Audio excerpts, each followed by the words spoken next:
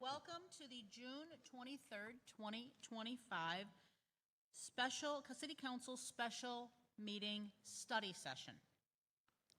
And so this evening, we moved to a different location because we didn't think that the council chambers would hold everyone who was going to be here.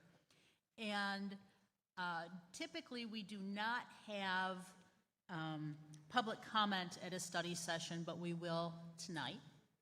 And also, typically, we do not record or live stream our study sessions, but based upon the community interest in the topic tonight, we are doing precisely that. So if you have friends and neighbors who wanted to participate or view tonight's meeting, they're able to do it on our city YouTube after this evening. So we'll begin with the call to order, which we just did, and next up is roll call, please. Council members Aldred. Here. Bolaware. Here. Bridges. Here. Bruce. Here. Dwyer. Here. Knoll. Here. And Mayor Rich. I'm here. Thank you. So this evening, we're going to have a presentation of the Farmington Hills Activity Center Strategic Assessment that's been completed by the sports facilities companies. And in a moment, I'll turn it over to the city manager to make a couple remarks. But you know, for those of us on council, this is something we've been looking forward to seeing for a very long time. And so we're looking forward to hearing what the findings have been. There have been a lot of meetings with the public about what it is we need to provide for our seniors for the next 50 years. Tonight, we're going to be talking about what we heard for input, and we're also going to be talking about possibilities of the where that could be. And so this evening, we are not making any final decisions. So I don't want anybody walking away disappointed thinking they didn't make a decision. We don't vote at study sessions. Tonight is our first opportunity coming together to see what the recommendations are, talk amongst ourselves, hear from you. We'll talk amongst ourselves a little bit more, and there will be follow-up at future meetings. How many of you, this is your first meeting at City Council? Okay, a bunch of you.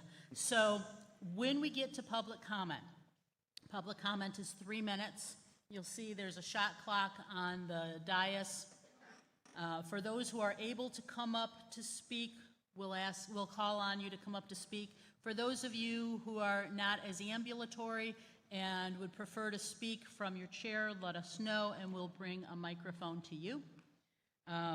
We will ask everyone who would like to give public comment to please fill out a blue slip. There were blue slips available when you came in the door, but please fill out a blue slip.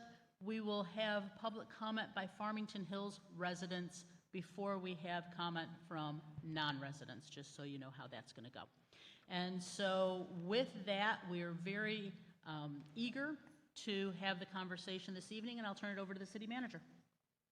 Thank you, Madam Mayor.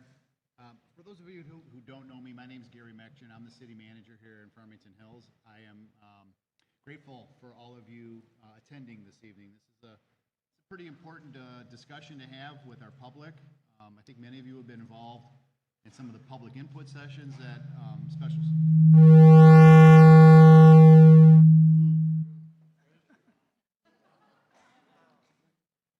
I'm used to feedback, but not that much. Again, thank you all for showing up, and we look forward to your input. I just wanted to say a few things on the front end of this. Mayor and Council, as you may recall, the city entered into an agreement with Sports Facilities Management Company to conduct a Phase 2 evaluation of our Special Services Department. And this is for the public as well, so you understand that this is a comprehensive look at our Special Services Department. And this comprehensive assessment builds upon the Phase 1 findings that we did a few years ago and expands SFC's analysis to encompass the entire department, including all Special Services Department facilities, strategic planning, development, and implementation support. So for those in the audience, you may not know, the City Council every year has a goal-setting session for the coming calendar year. And at that meeting, there was some discussion about this particular topic, and administration, city manager, committed to delivering a product for city council's use by the end of this month, June 30th, 2025.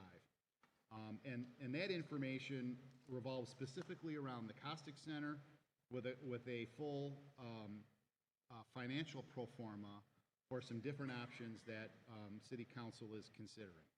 So this evening, Evan Eloff of SFC will present their findings and financial analysis for a Caustic Activity Center replacement and its options.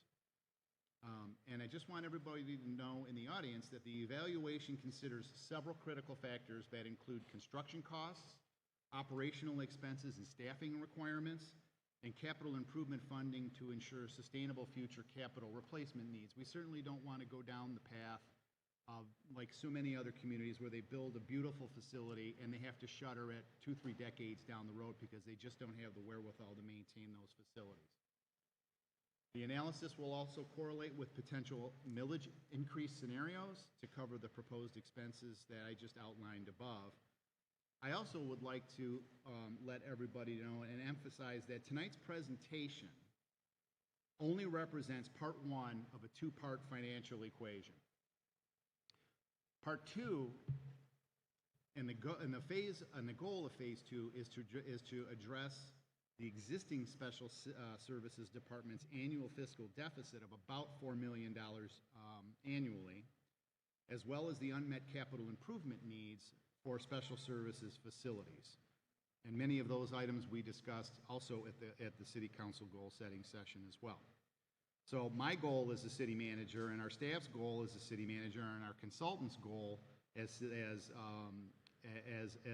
a team member is to provide a comprehensive informational document for city council on phase two by year end. And so, Mayor, with your permission, I'd like to introduce Evan Eloff of SFC. Please do. To deliver the presentation. Evan? Thank you very much. Madam Mayor, council members, residents, certainly a pleasure to be back in front of you tonight, talking about what we know is a very, very important topic for this community, as it has been since we got engaged with the city of Farmington Hills and the Special Services Department back in 2022. So as the city manager just mentioned, this is sort of an ongoing extension of the work that we've been doing, and it is part of a continued and still ongoing set of analyses and recommendations that we are making for the city. So there is a lot to cover today, and certainly want to make sure that everything that we've done and everything that we've found is comprehensive, it's clear, and that you and the residents get a chance to review it and weigh in over time. So I'll start with a quick background and process. Actually, I'll start with a quick overview of our companies, who we are, what we do. I'll go through a quick background and process. I'll spend some time overviewing community engagement, which was a key and critical component of this exercise, of this analysis, and frankly, how we continue to learn more and more about the needs and the desires of your residents here in Farmington Hills. We'll talk about 3 different site options and the assessments that we went through for those.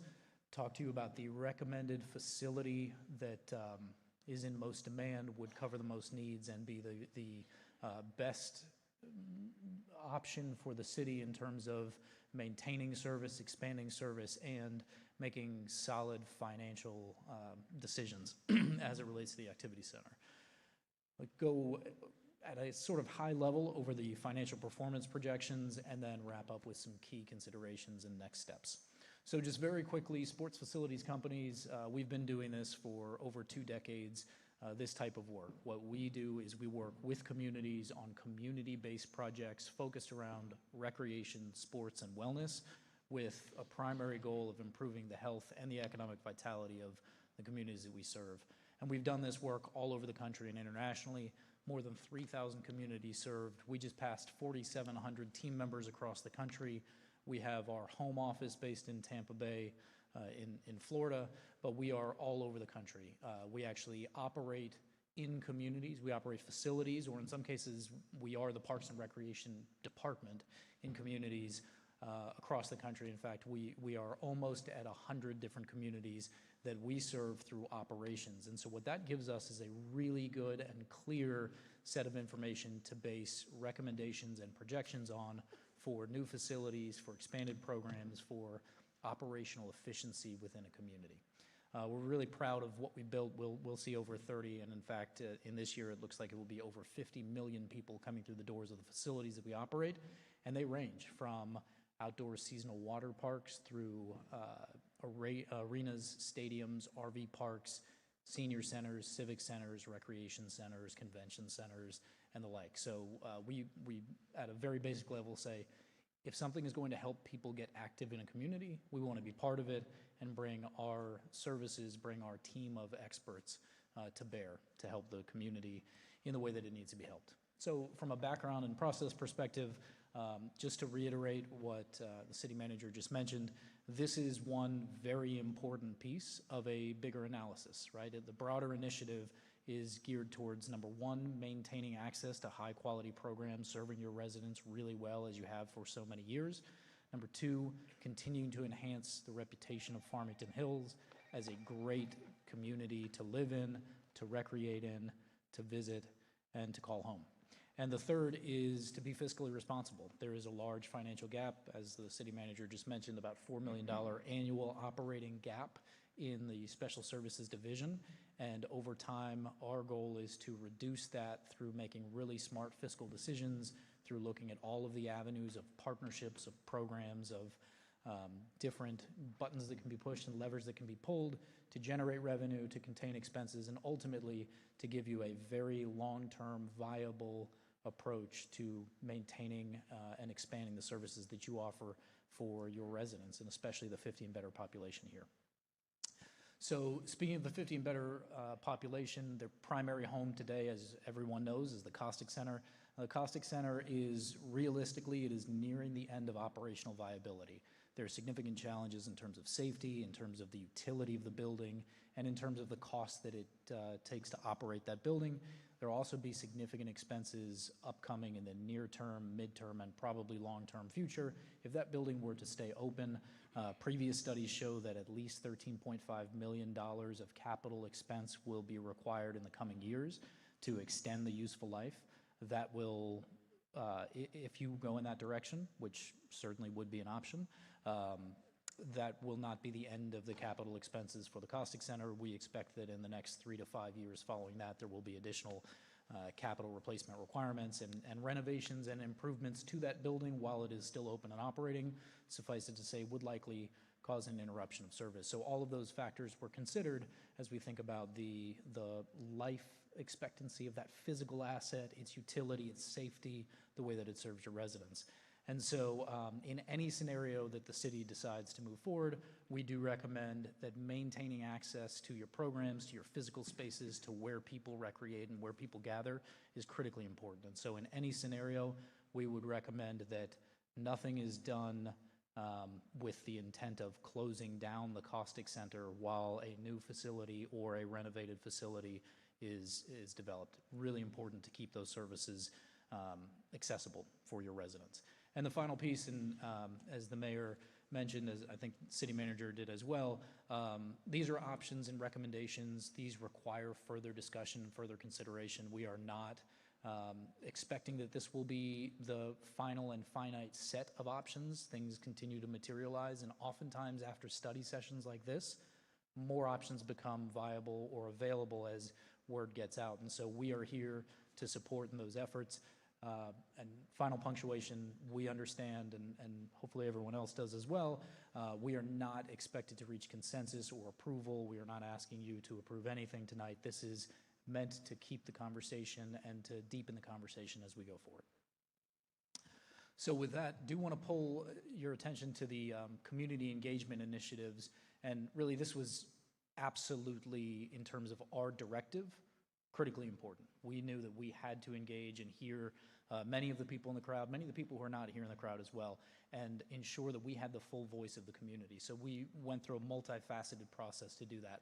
had public listening sessions, focus group interviews. We developed a custom project website with an engagement survey, got great responses and great participation through that process. I'll go into depth on some of the results of that.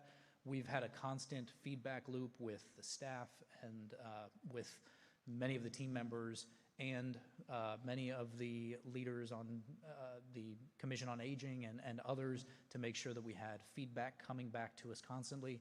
And then additionally, we took a deep dive into the historic data, understanding that looking at how people have been using it historically is a great indicator of what will be required and necessary in the future. So in terms of those touch points, the public listening sessions we had in December of last year, another in February, another in April. Our focus group interviews, both formal and informal, spanning from December through April, and we continue to meet and hear and gather feedback. The project website was live in February and March. Our feedback loop has been active and really a focus since February as well. And then that historic data, we took a 4-year, really from the kind of closeout of the pandemic to understand how people have used the caustic post-pandemic and in the last several years. So I won't spend time going onto the website, but I certainly can later. I want to share with you some key findings from the community engagement survey. First of all, we did ask folks their age if they chose to respond, and what you'll see here is that we had a total of 586 people utilize the survey. Those are individuals that utilized the survey. The vast majority of them, 98% of them, in that 50 and better category. And so we feel like we've got a great voice of the key constituent group here for a new activity center and the current users of the Caustic Center. But we also want to recognize that not everyone is a user of the Caustic Center. In fact, of the categories that we offered, which was don't use the Caustic Center at all, use it 1 to 4 times per month or about once a week, use it about twice a week or between 1 and 2 times a week, about half the days, more than half the days, or other, if that was something that people identified with. The majority of people are Caustic Center users. I want to make that very clear. But over 25% are not current caustic users, and we think that's a really valuable set of information to gather as well, and we've cross-referenced this data through the analysis because it's very important that we hear not only the people who are currently using your programs, but the people who desire to use your programs that don't currently, and understand why and what might motivate them to participate in programs here in Farmington Hills. So while the 25 or so, a little over 25% said they are not at all users. Of those same respondents, and 528 of the people did respond to this question, about 2% said they wouldn't use it at all. So everyone that participated, not everyone, but the overwhelming majority, about 98% of the people who participated, did have interest in using services and participating in programs and using an asset here in Farmington Hills. So we wanted to understand physical assets and programs that would be most supported. In terms of the physical assets, we had the highest individual scoring category was an indoor walking track, group exercise space, and indoor aquatics came in close second. And then beyond that, multi-use, if you could see the rest of that, that would say multi-use courts, that's pickleball and other programming for active recreation. But also when we say multi-use courts, we also look at ways of combining that or cross-utilizing that for non-active recreation, right? It's a big event space with flat floors and no columns and good lighting and air-controlled and climate-controlled. And so we really look at recommending flexible assets based on that information. We also asked the question of transportation to start to get a sense, in addition to some of the other questions and the feedback that we received, of how important location is, and we understand that location is important, but I will point out that only about 5% of respondents said, I do need to have transportation provided to me in order to get to an activity center. So the final question that we asked in sort of this framework is, what would make you more likely to visit an activity center specifically geared towards the 50 and better programs that you're interested in? And the number one answer was variety of activities. Several other important categories: affordability, the location, social opportunities, opportunities to gather and recreate and interact with peers and people throughout the community. So that website, in addition to having a survey, also has a lot of interactive components, and I won't dive too deep into the details of those, but one of the questions we ask is, you have a hypothetical 10 points, and you can load those up in any way that you want. You can put 1 point in 10 different categories, you can put all 10 in one category, or you can split them out across however many you support. And so what is showing on the screen, I know this is hard to read, especially for those of you in the back, but this is an overview of how we got to those key components of what was most important in terms of the types of programs and activities. Now, I do want to just clarify a couple pieces here. So you'll see funded total as the first numeric category next to each of the activities or the programs. Then you'll see funded min, funded max, and funded above min and below max, and then funded max. That is just how many people put those number of points. So min is 1 point. If you look at the first number there, 121 people, or 20.58% of people, said that fitness, weight training, group classes was important to them, but they put it as 1 point. On the other end of the spectrum, 11 people put that as 10 points. That was really the only thing that they cared about. And then 250 points, or 250 people in total, aggregating those 2 to 9 points. And so what we really use this information for is to make sure that we don't have any holes in the data.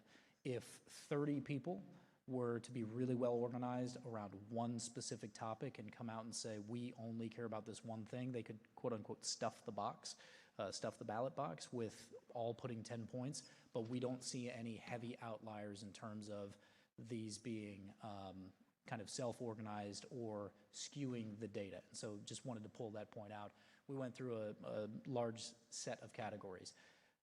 The data that was available for people to select from is very important, but maybe even more important is the comments that we received back through our listening sessions, through the online survey, through the verbatim response options. And so across that, we have 272 additional comments that we've categorized. We have those can be made available, but they really break down across 4 categories.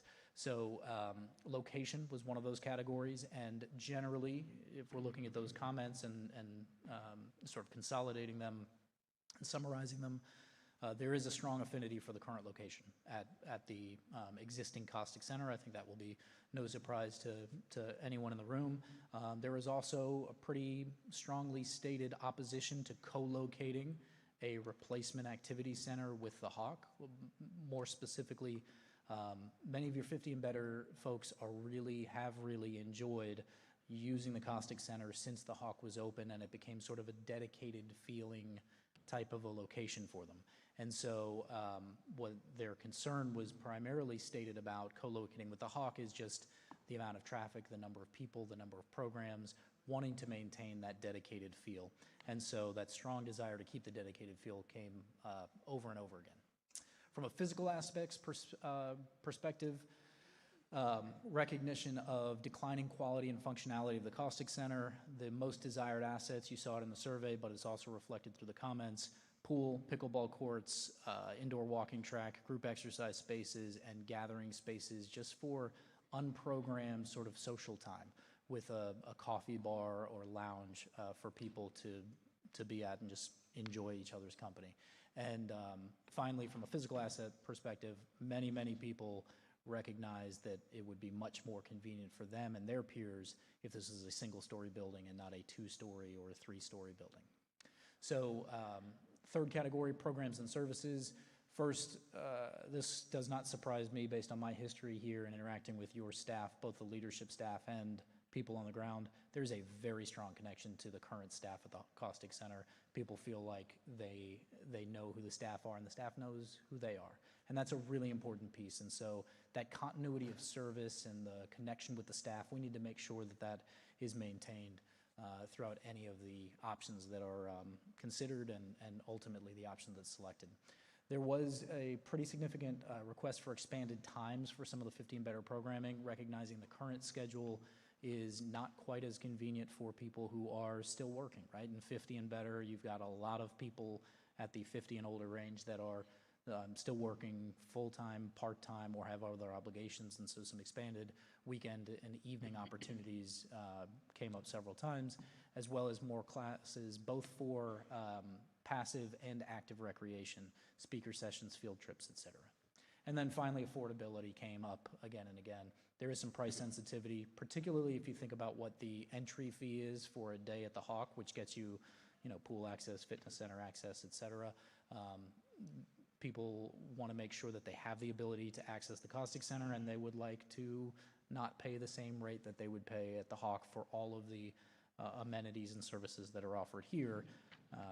As again, this is not prescriptive, but this is what we heard. So recognition of the need for fiscal responsibility and making wise financial decisions.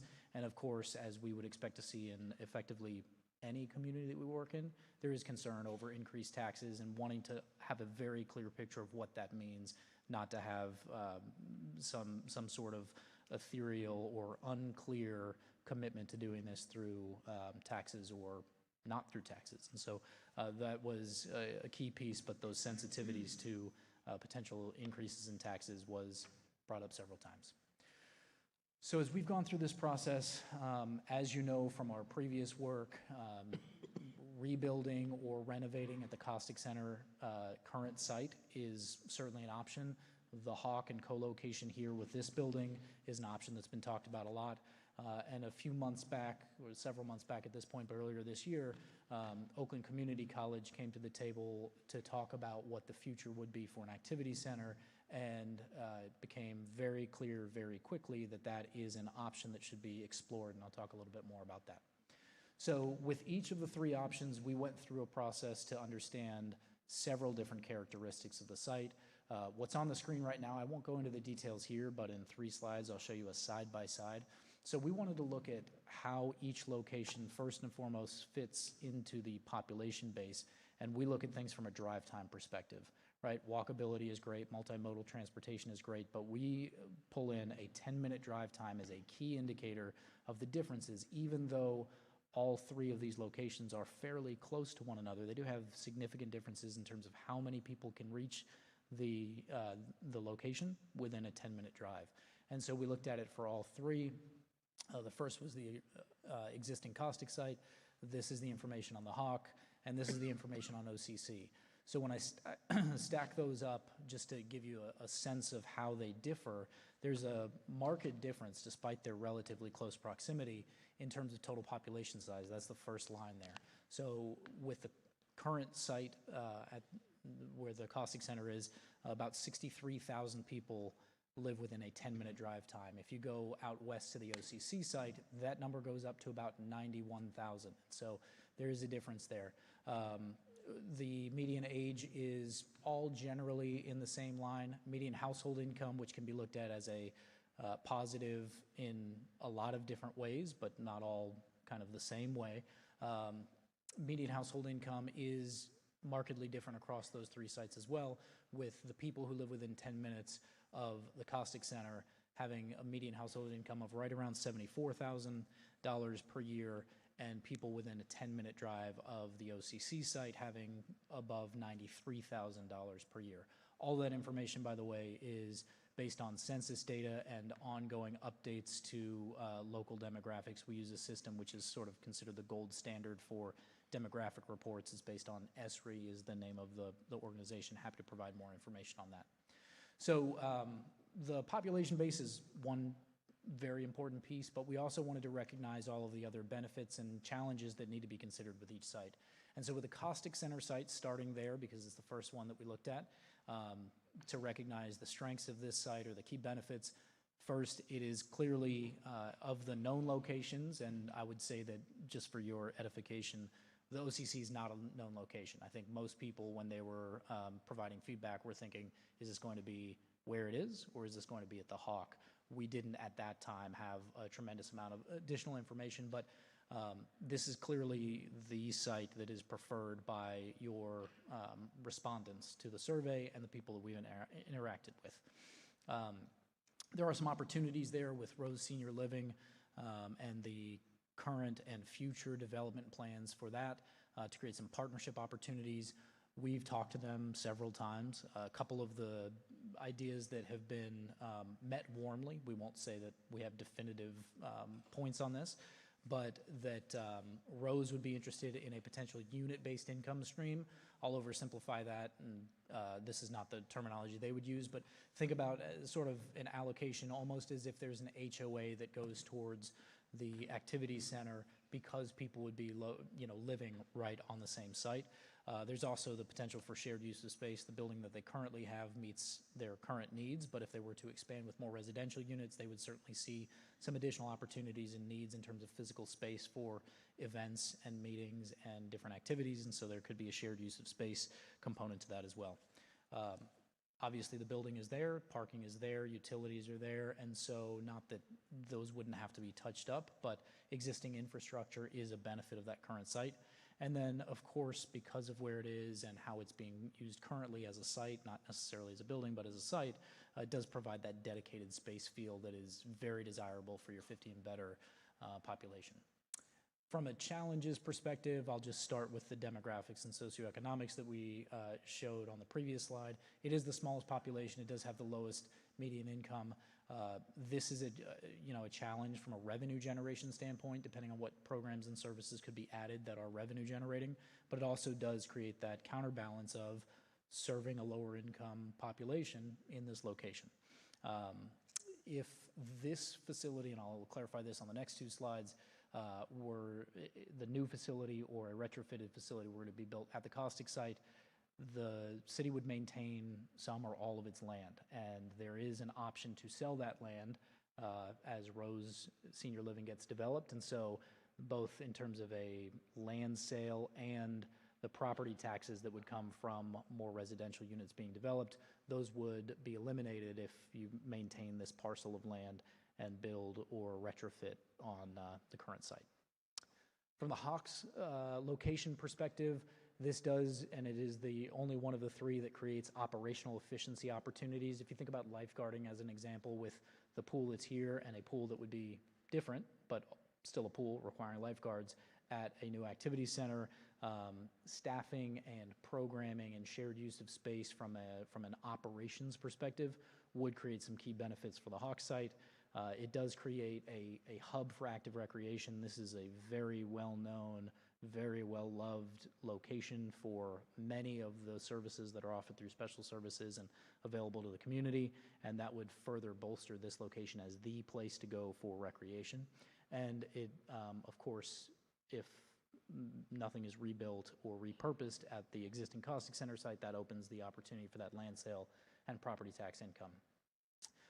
Key challenges, first and foremost, with the Hawk, it does reduce the opportunity to maintain that dedicated space feel that the current Caustic Center offers. It would require additional parking. There is relatively sufficient parking here at this building, but to add an additional activity space, that would require additional parking, especially if we want to be mindful of ingress and egress into and out of the building, not having everyone come through the main doors of the Hawk, but going through a different entrance or a different, whether it's co-located, adjoint, or separate building. And then finally, assuming that it would go, that parking would have to eat up some of the land that currently exists here on the site, that would likely require you to take down some of your outdoor field space and create a reduction of outdoor program opportunities. Final site that we looked at, the OCC site. So this would be sort of on the west side of Oakland Community College campus. This has the largest population and the highest median household income, as I showed you before. We expect, based on preliminary conversations, that would either be a very low cost or a no cost land acquisition option in partnership, and it might not be an acquisition, but in partnership with OCC to be able to get that land without a capital expenditure coming for the acquisition itself. There are existing infrastructure components to that as well. Parking, there's a traffic signal, utilities running to that site, all could be tapped into. It does maximize as well the opportunity for land sale and property tax income with the current Caustic Center site. And then it would also provide an opportunity for that dedicated space feel much more so than the Hawk, and we believe easily comparable to what would happen or what is currently happening and experienced at the Caustic Center. Now, where the Hawk offers some opportunities for operational efficiencies, this site would not, because it's not co-located with other places where your special services employees are currently working. And of course, this is a new and unknown location to your current residents and participants, so we do expect that there'd be a brief adjustment period for getting to and getting home from a new site. So with all of that said, we've done an analysis, and I know that the information on the right is small. There is a lot of backup and detail to everything that I'm going to go through in the next several slides here, particularly on the financial information.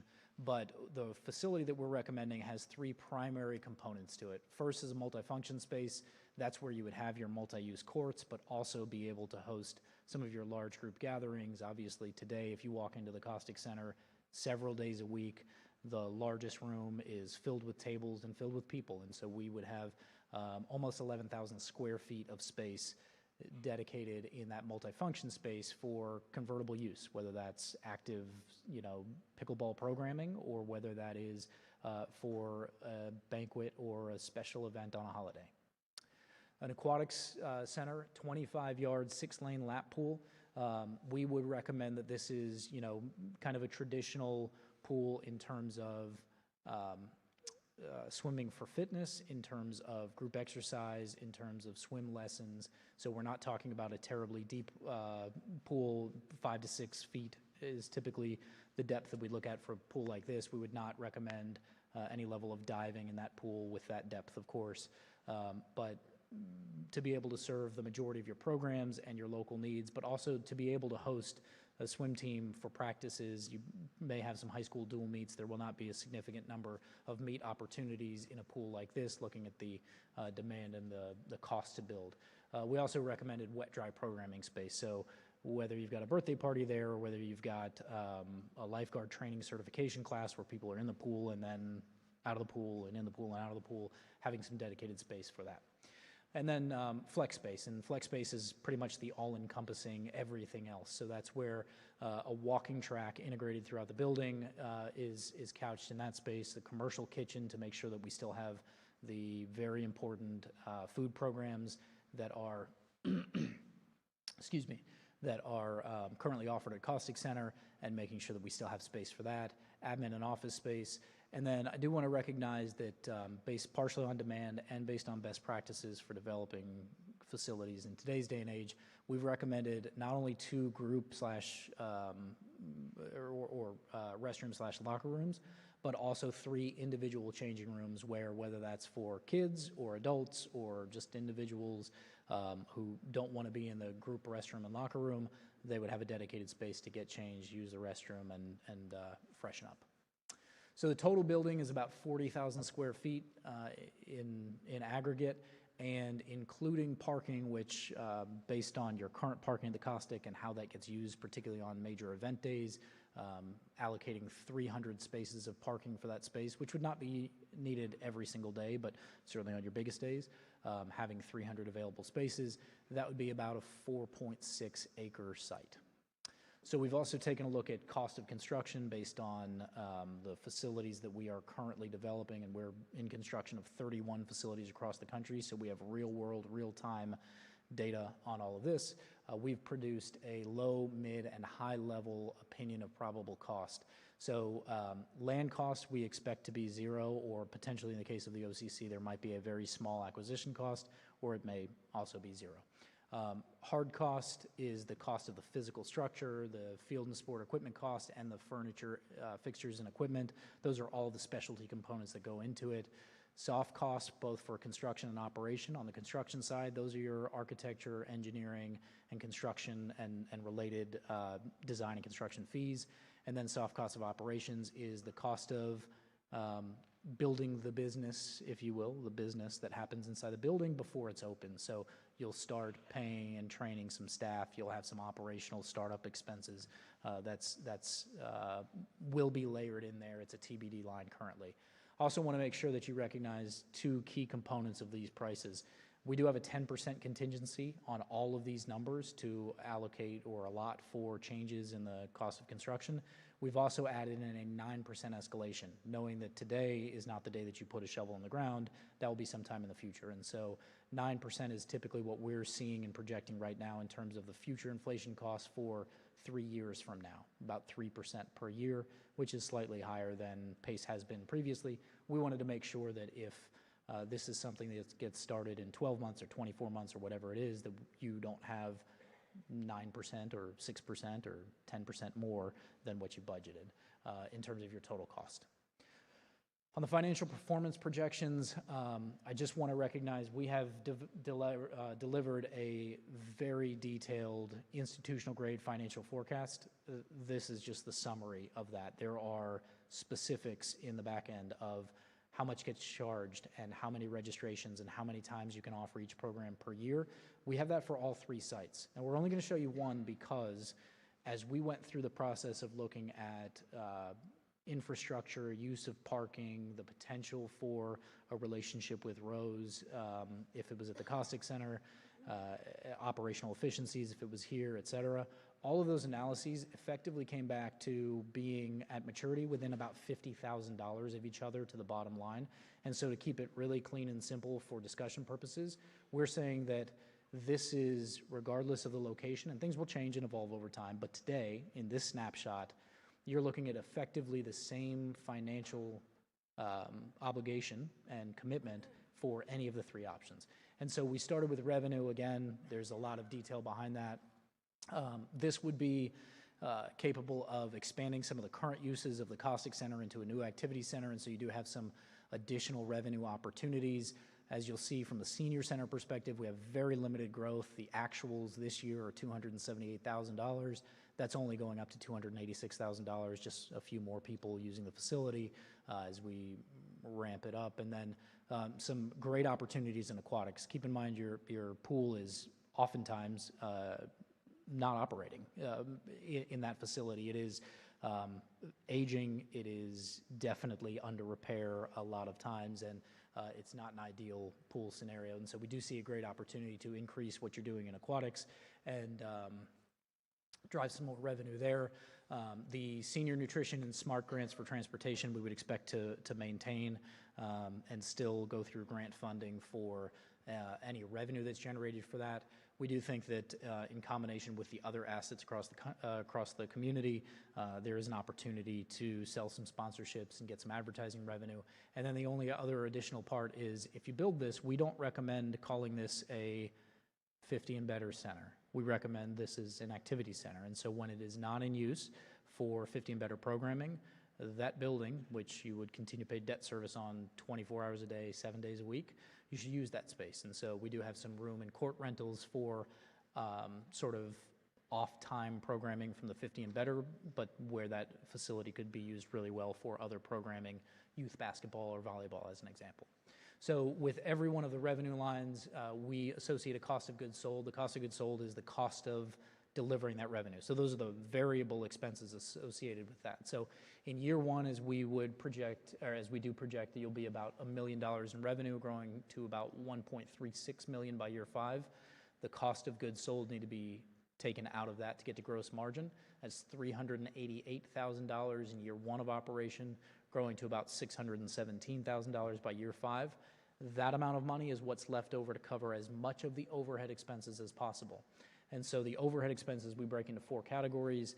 They effectively count for the cost of operating the physical facility, the cost of operating the activities that happen in there. That's where your insurance and your marketing fees go.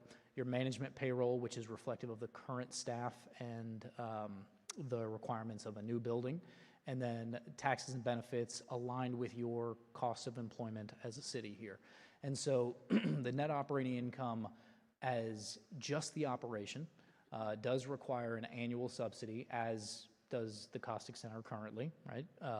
And so all in, including the utilities and the overhead expenses, which in your current financials are all in admin for special services, here we've taken it and isolated it as a facility expense. And so this is the entire cost of running a new activity center. and it's about 56 to 68% cost recovery. Just so you're aware, facilities like this that have pools are typically in the 50 to 60% range.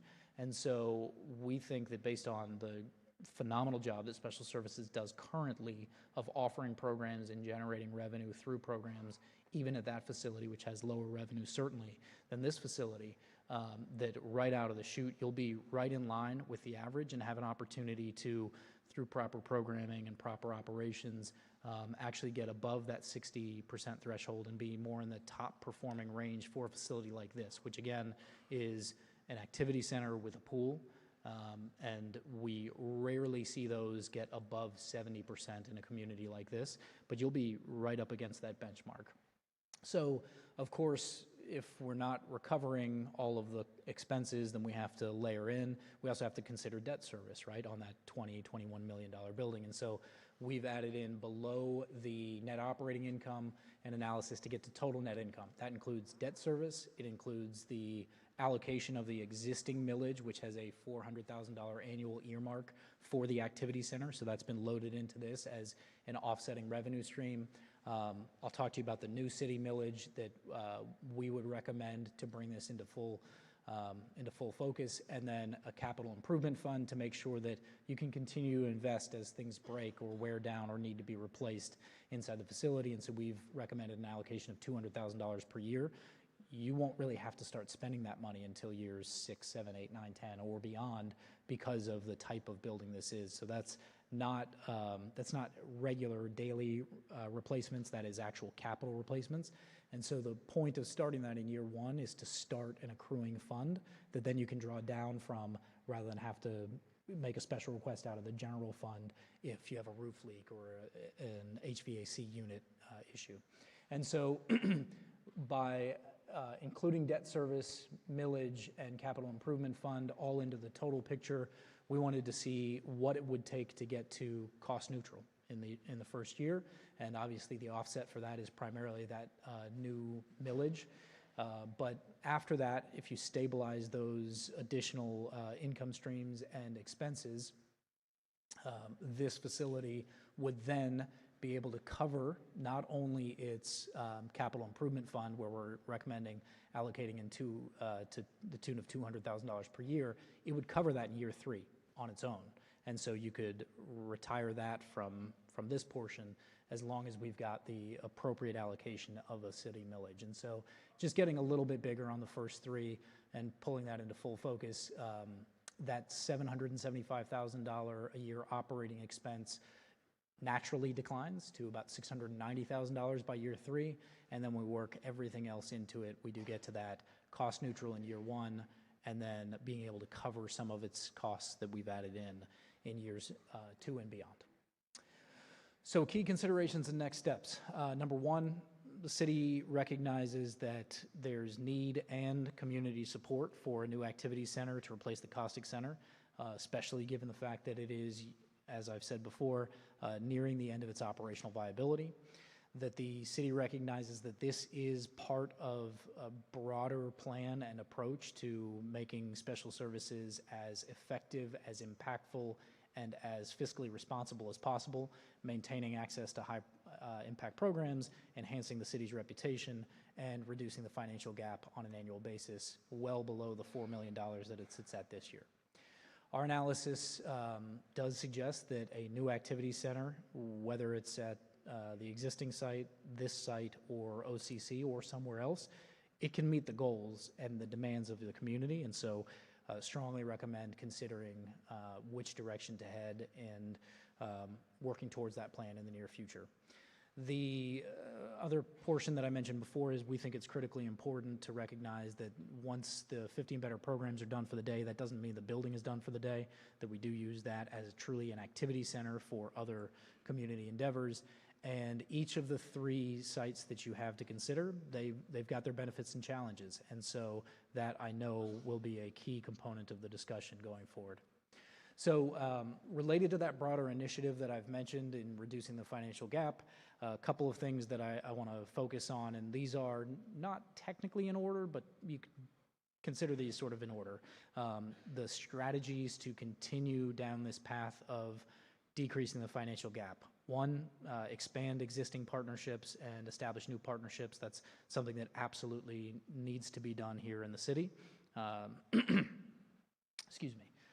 Two is to continue to execute the operational strategies. We have been supportive, but you've got a great team here with the Special Services Division and their leadership, constantly looking at the operational strategies to get better financial performance through cost mitigation, through revenue generation from fee-based activities, and through efficiencies of operations. Evaluate services and programs. Ultimately, there are some programs that you're running at a subsidy, and to date, those programs have been accepted as part of the whole. But eventually, as you continue down this path, we need to take a deeper look and make possibly some hard decisions around those programs that are working against the goal of closing the financial gap. We will continue to develop our strategic plan, which will address all of these things, and that will be ready this fall. And finally, we do recommend expanding the parks millage in the future as a key component to funding this, right? More than $2 million a year of debt service needs to find a place to be paid. And so wanted to show you that that portion of the analysis here next, where seeking a new parks millage that in part covers the debt service for a new activity center is a key recommendation. So I will land the plane here on these last couple of points with an overview of the parks millage. So today, your parks millage sits at 0.4511. That costs, on average, for the average household here in the community, about $56 per year, and that's spread across those areas that you see: parks maintenance operation, nature center, youth services, activity centers, seniors, facility and programs, cultural arts, and vehicles, equipment, and infrastructure. So if we were looking at the cost of developing the new activity center and applying debt service for that, that in and of itself would be on the low end 0.39, on the high end 0.48. So that would be an additional $48.90 up to about $60 per year. I think, you know, looking roughly in the middle of that, think about the new activity center, if it is funded through a new millage, doubling the millage. And so I just want to make that clear that if that is the strategy, which we see as an important strategy regardless of what happens here, is to address the millage, which for everything that you offer and what you provide for this community, in our opinion, should be higher, or at least should be, the option should be provided to raise it, to continue to offer the services that you offer and expand them through initiatives like this. And so when we look at what that means in the future, if this is part of a new millage, we also would want to have you consider putting some additional components in there for parks and playgrounds capital improvement and facilities capital improvement.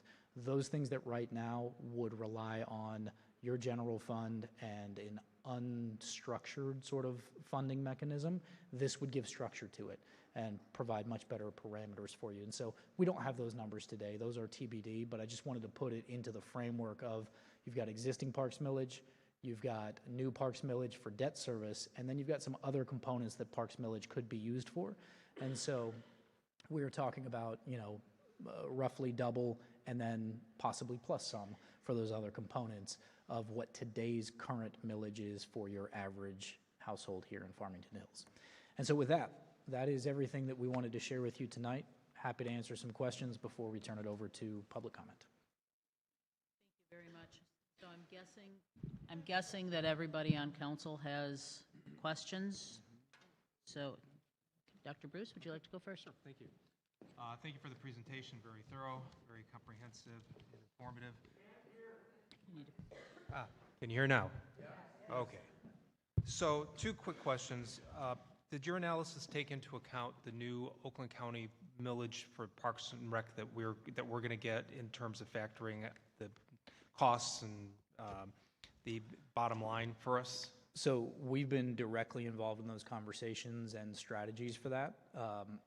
That component sort of lives separate from this analysis right now. It's part of the whole. And so you may, you may have been asking for two reasons. Number one, just did we consider that as a portion of the potential funding for this? And number two might be, did you consider what additional millage might be paid through Oakland County for these uses? So this is just for the caustic center, not counting anything with the county and the millage and the partnership that we are in discussions of having with the county. Okay. The other thing is, you have on here about obviously the millage. Did you consider any kind of bonding, as, bonding the whole thing out, or some sort of millage combination bond? Any particular reason why you didn't present anything about bonding part or all of this out? Yeah, pretty simply because the bonding process would leave debt service that doesn't have a funding mechanism other than through earned revenue. And so as we think about, closing that gap from $4 million of special services, a lot of which comes from the debt service of this building here, we wanted to identify ways that the city wouldn't be encumbered with additional debt that just hits your annual budget for what you're obligated to pay back. And given the fact that this is absolutely part of Parks and Recreation, great application of millage, and so that was where we started. But that's not to say that you have to do it all through millage. It's not to say that you have to do it through millage at all, but that was our strongest recommendation at this point for considering your options to rebuild. Okay, thank you. Bridges? Thank you. Thank you for your presentation, long-awaited presentation. I know the audience has been waiting for this for a long period of time, so I'm glad you're here. I want to go back to the point about financial considerations. How closely did you work with the treasurer, our finance director, on this proposal? Very closely. Very closely. Yeah. And how come there's no consideration within your proposal regarding the city's current fund balance? It's about 65%, 60% of our general revenue. I see no notation about that at all regarding drawing down the fund balance in order to accommodate some of these expected costs for a new building. Yeah, so again, this was just focused on the activity center, looking in totality at the fund balance, at the rest of special services and the rest of the city finances as it relates to special services. That is, again, sort of separate from just this activity center. So the strategies of the fund balance and how special services and the annual subsidy or annual operating expense of special services is handled is all part of that broader initiative that we're looking at right now. Yeah, because I think, as you outlined in your presentation, that affordability and concerns were a major part of the feedback from the community. Was that correct regarding that issue? And I think that also would also involve this discussion here regarding financing a new senior center.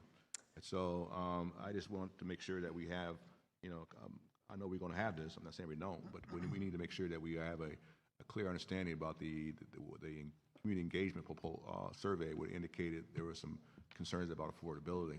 And we want to make sure people in Farmington remain in our city. Seniors who want to stay here can't afford to stay here. So, and again, the point about the fund balance is also important to me as well in regards to financial considerations going forward regarding a new building. Thank you. Appreciate that. Absolutely. Yeah, thank you for your presentation. My questions have to do with programming.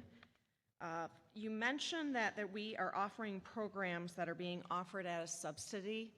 I don't expect you know them all off the top of your head right now, but I would like to be provided with a list of those programs. Not just the programs, but how much are we subsidizing them by? Additionally, the pool. So the pool is frequently mentioned as one of the most cherished items of the Caustic Center. And obviously we do need to have a pool. That pool needs quite a bit of repair. It's getting very expensive to repair it, as sometimes we can't even find the proper parts anymore, because when it was built, it was, the part was older and they may not make that part, or it's hard to find. But you mentioned that there's opportunity to rent the pool out, like say on the weekends or at night when it's not being used by the activities center, those that frequent the senior center, activity center for lap swimming and so forth. But one of the items that the seniors really like is that the pool is warmer than a traditional pool. If you go to many other activity centers, their pools are cooler. And how would you handle that? Because if you're going to rent the pool out and actually try to earn income, generate income, if you're going to use it for a swim meet on the weekend or at night, the pool does need to be cooler.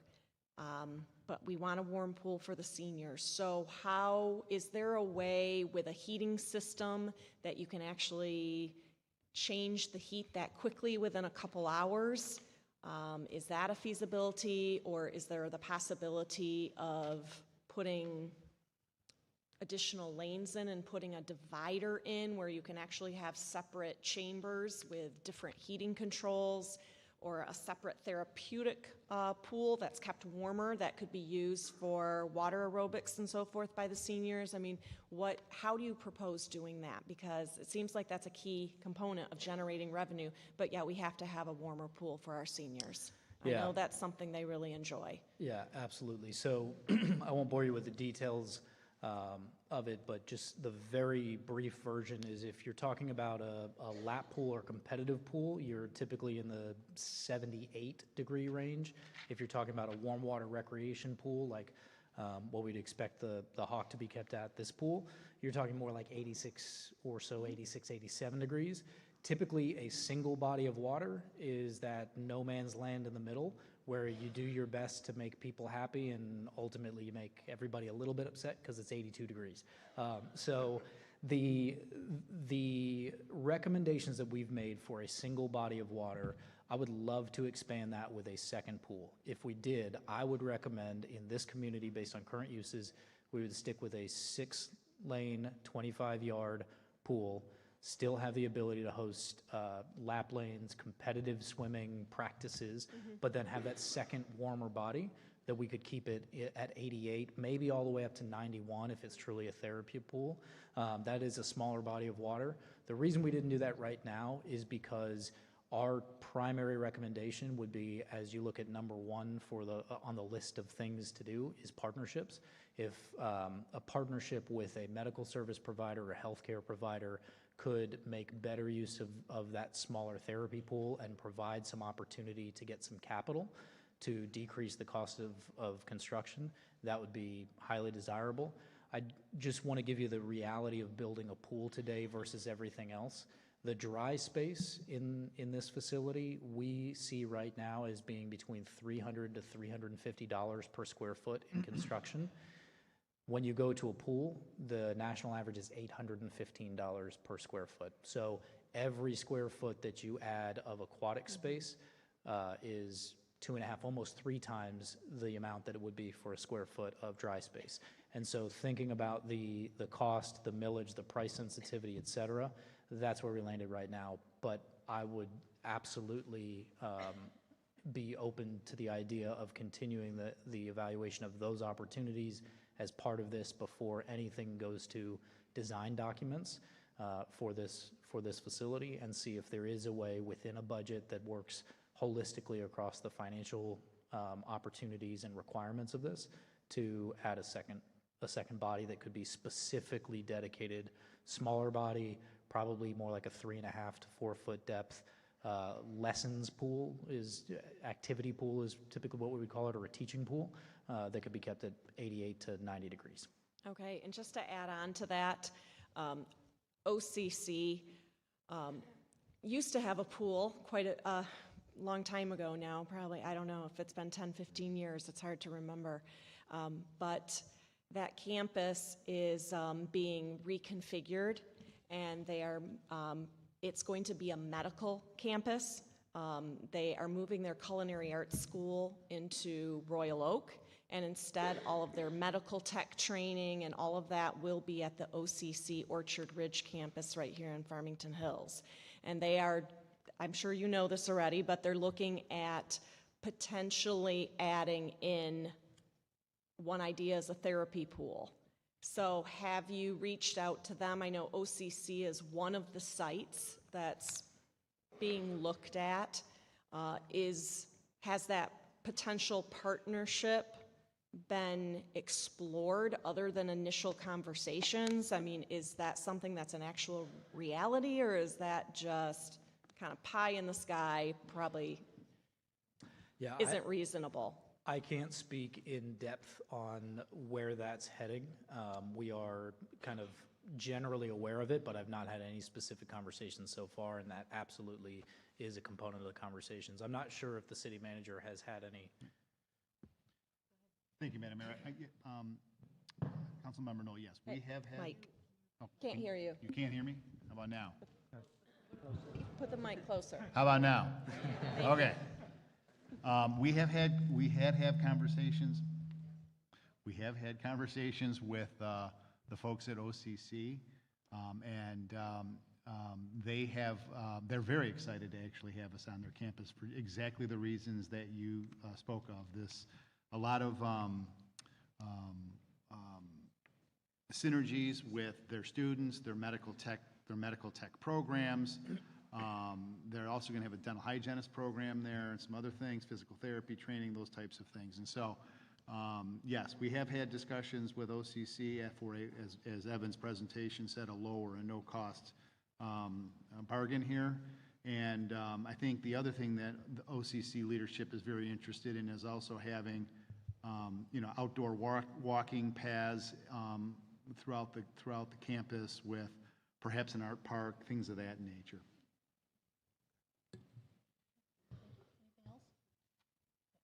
Anyone else want to go? Yeah, I do. Make sure everyone can hear me because we seem to be having trouble with the mics. But thank you so much, Evan, for coming and providing this presentation. I've been awaiting it for quite a while, so I'm happy that you're here. And also to all our residents who've come out tonight, I really appreciate your presence, and I'm looking forward to your comments about the presentation. I do have some questions to ask, and one of the first ones, I'm going to start like in the order that you presented them, about the survey. There was 500 and some odd respondents to the survey, correct? Mm-hmm. How many people were initially surveyed, and what was the respondent report? How many people responded? What percentage of responses that you get back from the original survey? So the question number one is, who did the survey go to? How many people were surveyed, and how many people responded to the survey? Yeah, so 586 individual people responded to the survey. Mm-hmm. They have, so let me not bore you with that detail. 586 people. It was an open survey, and so it was not a paper survey that was delivered.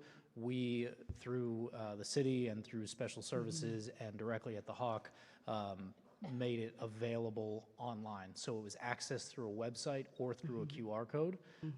So there is no set of recipients versus respondents. It's just the respondent count because everyone could have participated. Is that the best in practice way to conduct a survey? Open-ended, you just open up the survey online and get the responses based upon who decides to respond? Yeah, so we see that as being the best way to get information out to everyone in the community who may have an interest and make it as easy as possible. We do not ourselves do statistically valid surveys, which today have tremendous problems in terms of their historic process with direct phone calls and representation. And so what we do for our surveys is we open up really community-wide opportunities for participation, and then we make sure we're working with our client communities to get that information out to as many people as possible, which is why in February and March, when it was live, we launched it at a meeting with the 50 and better population, sent emails, had response period open and available online through social media, through direct flyers and engagement at the Caustic Center and in our listening sessions and hearing sessions, trying to spread the word as far as possible. Okay, thank you. My next question, you had mentioned the three options being the current Caustic site, the Hawk, and OCC, and you indicated in your presentation the 10-minute drive time. Were the drive times specific to Farmington Hills or in Farmington, or did you go out to West Bloomfield or some of the other surrounding cities to determine the population that could use that facility? So those are specific 10 minutes using traffic, Department of Transportation data and census data from those specific sites. So if within 10 minutes you cross over a boundary, it still counts that person, even if they wouldn't be a resident of Farmington Hills. So it's 10 minutes in every direction. Okay, so it wasn't that necessarily Farmington Hills or Farmington specific. That's Am I correct. correct? And then you had mentioned partnerships, and the partnership that you mentioned was the Rose Living Facility. Was there any dialogue with any other entities about possible partnerships as we move forward with this particular project? There have been some other conversations. The conversation with Rose specifically was about the Caustic Center site and the Rose Senior Living site, and so that's why you heard their name so prevalently. But Was there any exploration with any other potential partnership? For example, let's just say we decide that the decision is made to rebuild at the Caustic space currently. And like many other cities, we want to add maybe a floor above the center for maybe senior living in order to decrease the cost of that facility to our Farmington Hills residents. Has any exploration in that direction been performed or sought out? no, it has not. So we did talk about various options for how Rose might build out that site, depending on size, location, on-site or off-site of an activity center. Yeah, because I know many other cities throughout the country is experiencing the same thing that we're experiencing here in Farmington Hills, and that either they're trying to build us some sort of community center or to upgrade what they presently have.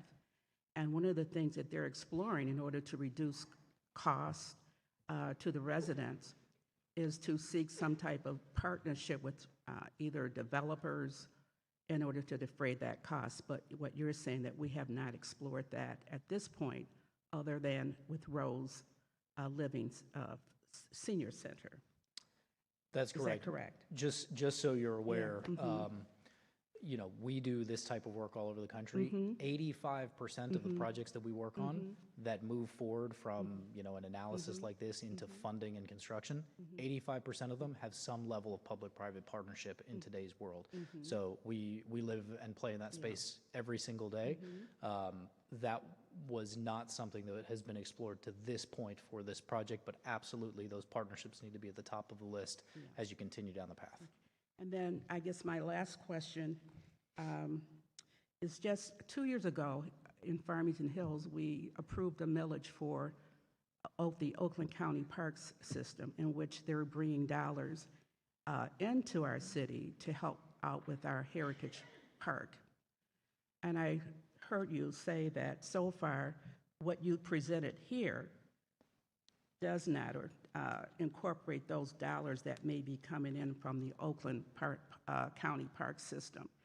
Isn't that something that we really should look at for the financial piece, so that we can get a better idea of what is a millage possible? Is a new millage or renewal to build this possible? How much money are we dealing with? Can we explore some of our own funding that we have in our fund balance to help with this particular project without necessarily doubling our millage for our park system? Yeah, absolutely. So as it relates to the relationship with the county and Heritage Park, or possibly, well, I won't go down that path, but we are aware of those conversations. We've been part of the analysis of how to present that and how to ask for those dollars. The application of those dollars has not been decided. Certainly that is something you'll all be part of. I understand that we're still working that process out with the Oakland County, but I think that's a piece of crucial information that we need on council in order to give the best possible direction and response that we can on this issue so that this can be resolved, as quickly as possible. Yeah. But thank you so much. Thank you. Absolutely. Thank you. Thank you, Evan, again for the presentation. I think I'll keep my comments brief and just ask a couple of clarifying questions on things that have already been asked. I was very glad you brought 3 different options here and maximize the different ways forward. One of the items they brought up was the OCC, and I think that may be new for some people in terms of that as an optional way forward, and so I'm intrigued by that as an option. One of the ways that was described was the opportunity for integrated education was described in your presentation, and I think that ties back to the comments from the city manager. How well fleshed out is this? How is there any more detail you can provide in terms of what's being imagined for how this would work? It's at the west end of the campus, so near Farmington Road. How mature is this as a proposal at this point?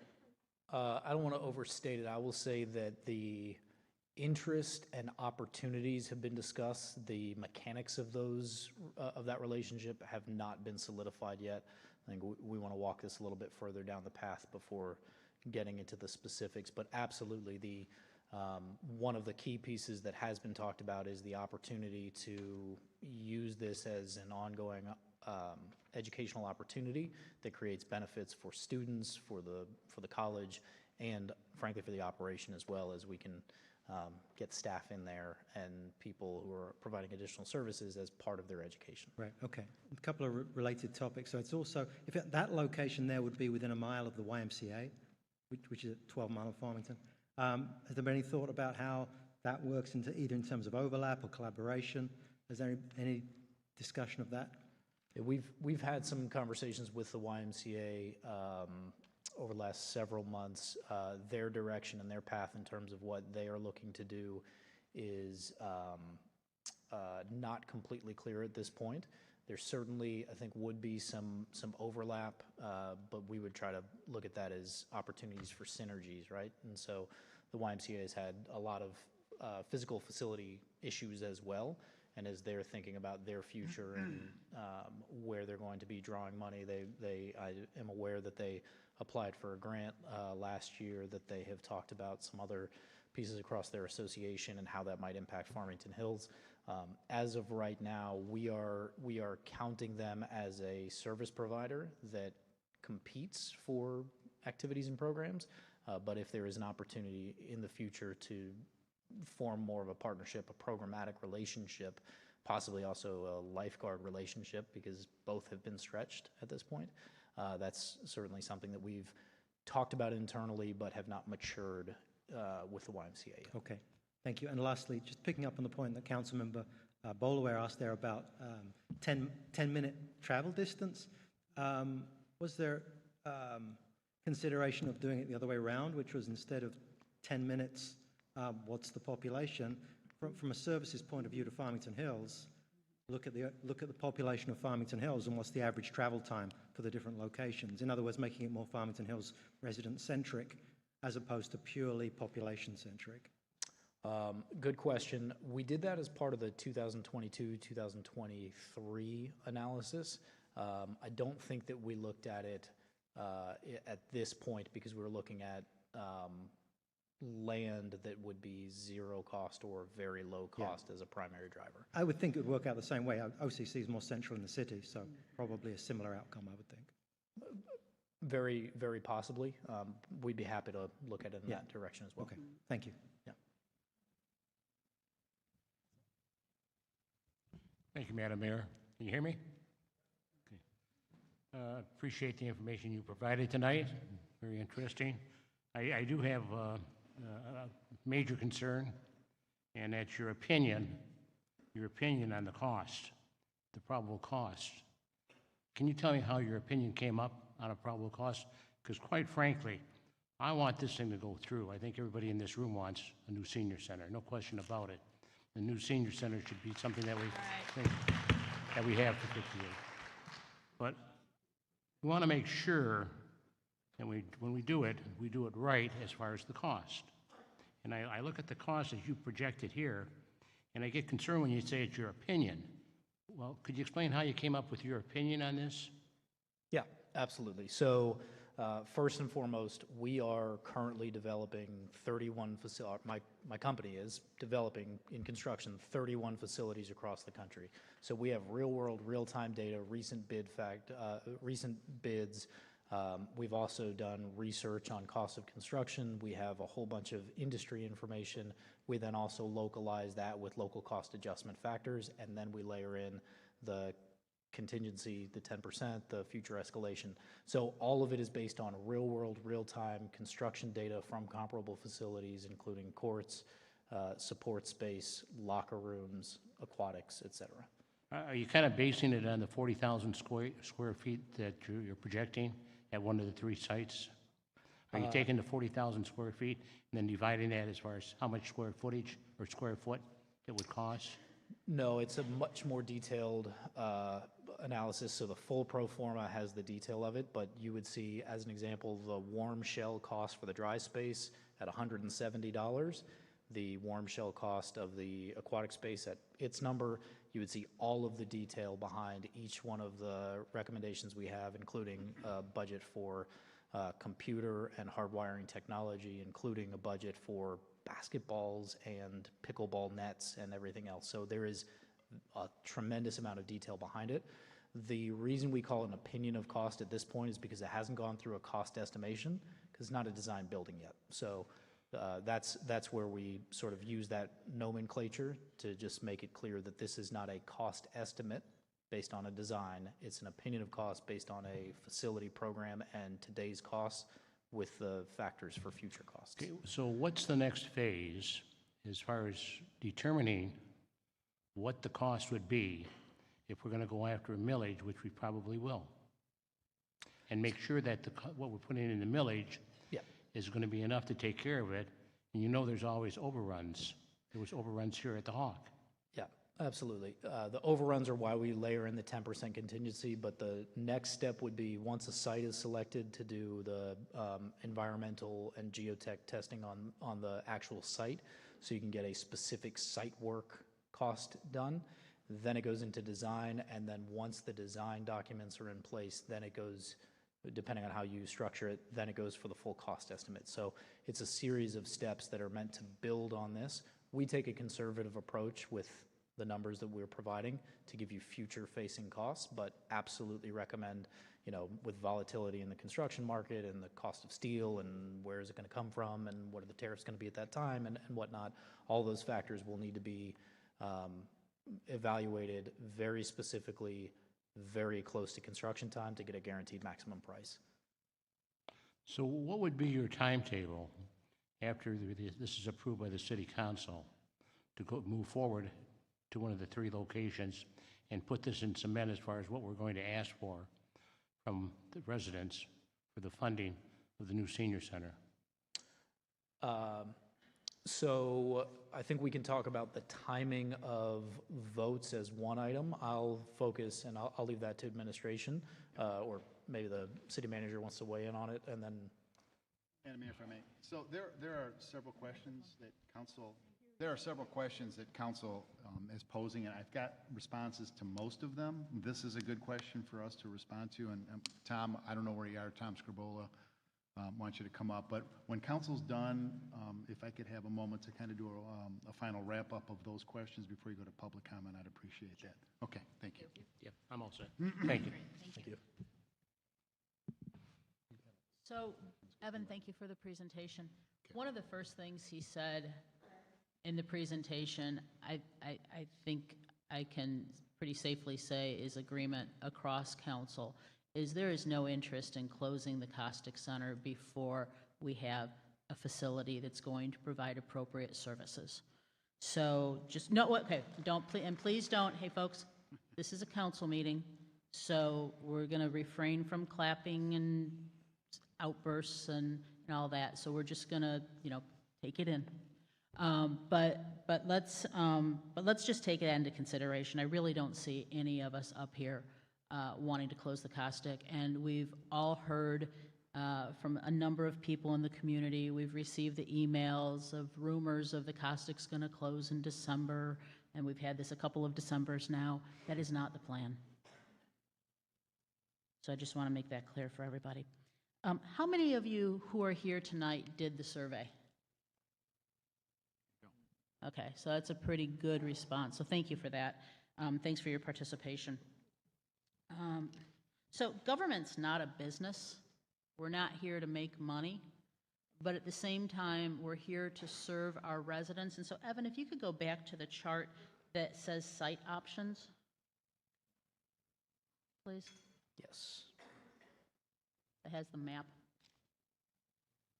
The whole map? It has the map Yeah. showing the three sites, that one. Yep. So one of the things, folks, the council's been talking about is making sure that Farmington Hills taxpayer dollars are used for Farmington Hills taxpayers. And so one of the things we've been talking about is, does Farmington pay their fair share?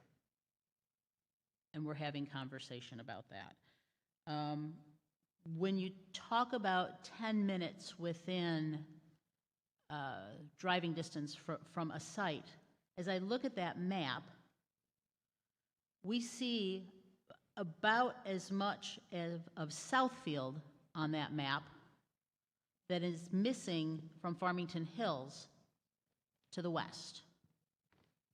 And so I'm a bit concerned when we're talking about this 10-minute drive question is, are we serving our Farmington Hills residents? And so when you talk about the 62,000 within 10 minutes or the 90,000 within 10 minutes, do you have a breakdown at all of where those folks pay taxes? We can do that. Okay, that would be really helpful, thank you. Because, you know, we're not the region's grandparent here looking to subsidize everybody else's lifestyle. Okay, I appreciate that you've had a little bit of conversation, or administration's had a little bit of conversation with the why. I would like to see more robust conversation there. Mr. Aldred talked about that, particularly because they have the therapy pool and it is very well used. And to your point, Ms. Null, that is something that probably our seniors would want.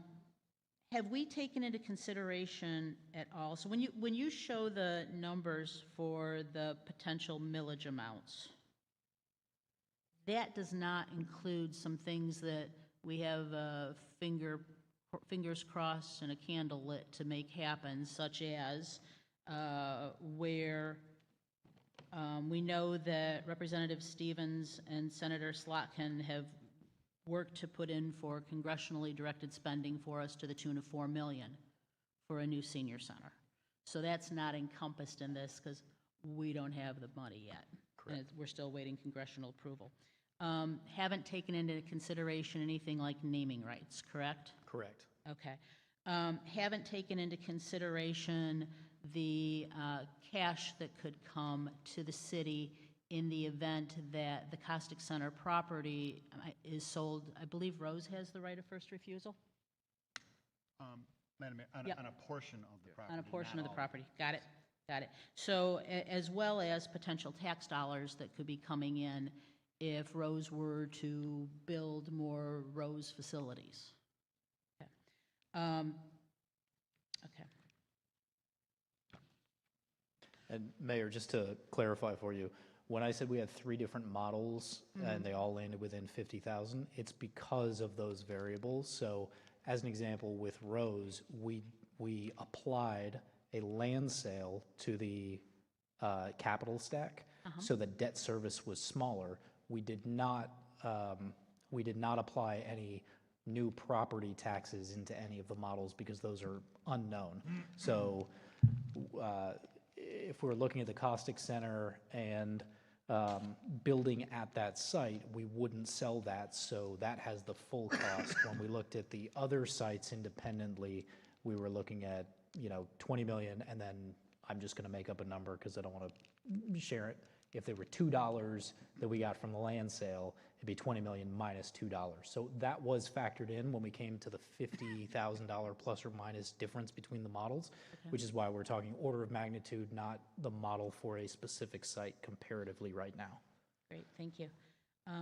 And then I'm sure we're going to be hearing some very specific requests as we go through, particularly related to the pool in terms of making sure there's privacy for some of our constituencies that require things being blocked off for modesty purposes. And then when you talked about the additional bathroom facilities, that would encompass the adjustable changing tables and things like that. Is Yeah, that correct? absolutely. For ADA adults. compliance is built into that cost. Well, not just compliance, but and then some. Absolutely, Okay, yes. thank you. All right, so, folks, we're going to go to public comment. These are the cards. Oh, I'm sorry, the city manager is going to speak. Before he speaks, for those who are going to want to give public comment, please make sure we have your blue slips available. What we'll do as a process is I'll call out 3 names so you know whose turn it is and who's coming up. And again, if you would prefer to speak from your seat, just let us know. Mr. City Manager. Thank you very much, Madam Mayor. So a couple of, I have a few questions that I wrote down here. I don't think I have them all, but that's okay. So I think Councilmember Bridges' question revolved around the fund balance. And, you know, just at a high level, we'll just kind of talk about the use of what the city's fund balance is, use of fund balance. I know we've had this conversation before. Tom Scribolo, where are you? Okay, so in the shadows, lurking in the shadows. So, you know, Tom has a brief description of fund balance use and what the plan is from a budgetary perspective that we talked about at our budget discussions. I think it's also important for council to understand that, you know, using a portion of the fund balance to offset the capital costs of a new facility, I don't think anybody is, in fact, I think that's one of the things that I haven't talked about, was that's certainly on the table, but I don't want council to get hyper-focused on that. The pro forma is not just capital, but it's the whole enchilada of how we operate, maintain, staff, program a facility of this nature. The other thing that the council should also keep in mind is over the next 5 years in our 5-year CIP, we've got about $219 million of capital improvement plan projects that we still need to find funding for. And, you know, that's facilities, but also includes police and fire equipment, DPW equipment, and all the things that council knows that's in the CIP. So, Tom, if you could briefly just kind of talk about fund balance and the strategy from that perspective, I appreciate it. Real quick. Sure. Thank you. We are currently estimated to, with the 25-26 budget that was just adopted by the City Council several weeks ago, we are projected to end 2026, June 30th, 2026, with, as Councilman Bridges was describing, about 61% fund balance at that point, and relative to our general fund expenditures. So it's also in your let's see, what page is this? Page 49 of the budget document itself, which is online. I just pulled this onto my phone from the website. So by the end of 27-28, which is June 30th, 28, it would be 48%. So the drawdown that we're projecting per year, this upcoming year, 25-26, is $4 million, but it would be gyrating between $4 million and $4.5 million over the next couple of years. So let's call it $4.5 million. So if you extend that drawdown for another couple of years to when the new, let's say the renewed millage, the 0.4511 that Evan was talking about that we use to fund Parks and Rec right now, that expires after the 28 tax year. The 29 tax year, which is fiscal year 2029-2030, that would need a renewed millage of whatever amount we would put forward.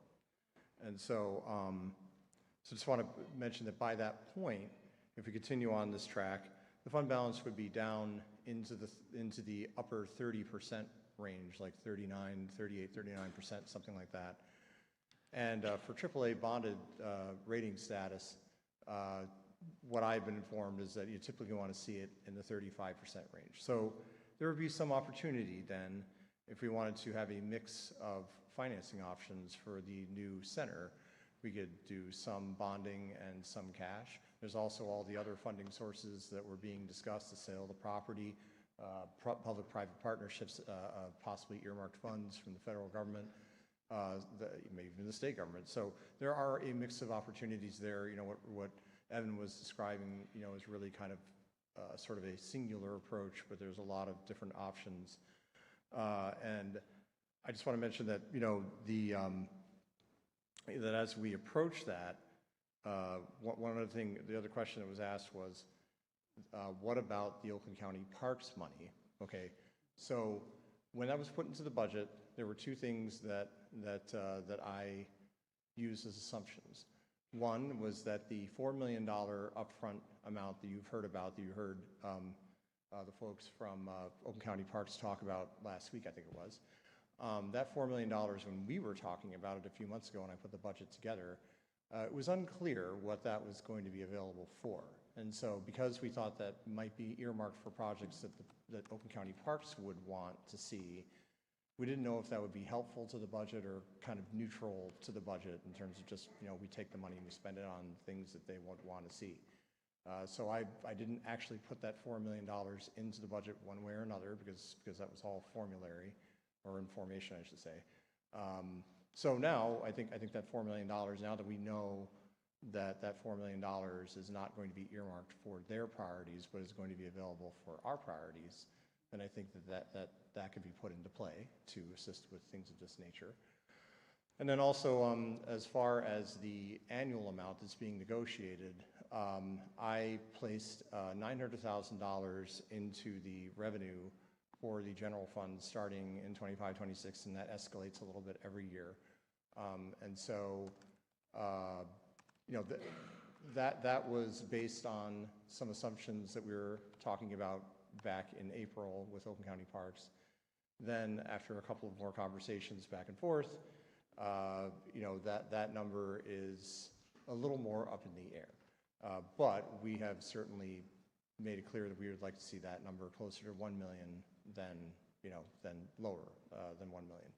So I think $900,000 is a good placeholder.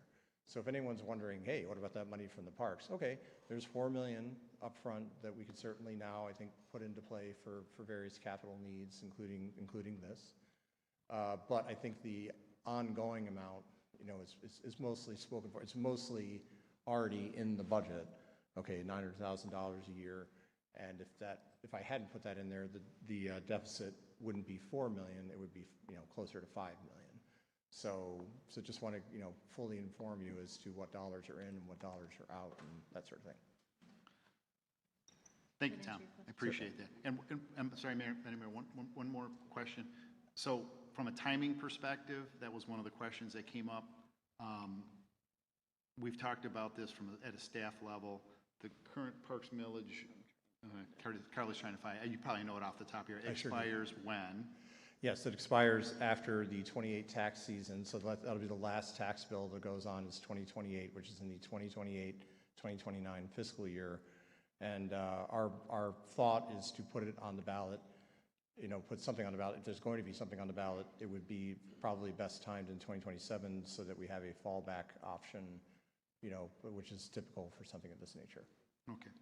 And then the last little bit information follow-up is, you know, with the talk or conversation around partnerships.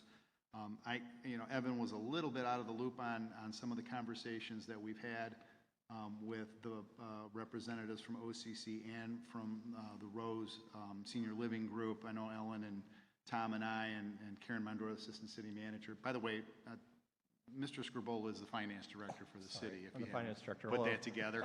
Sorry about that.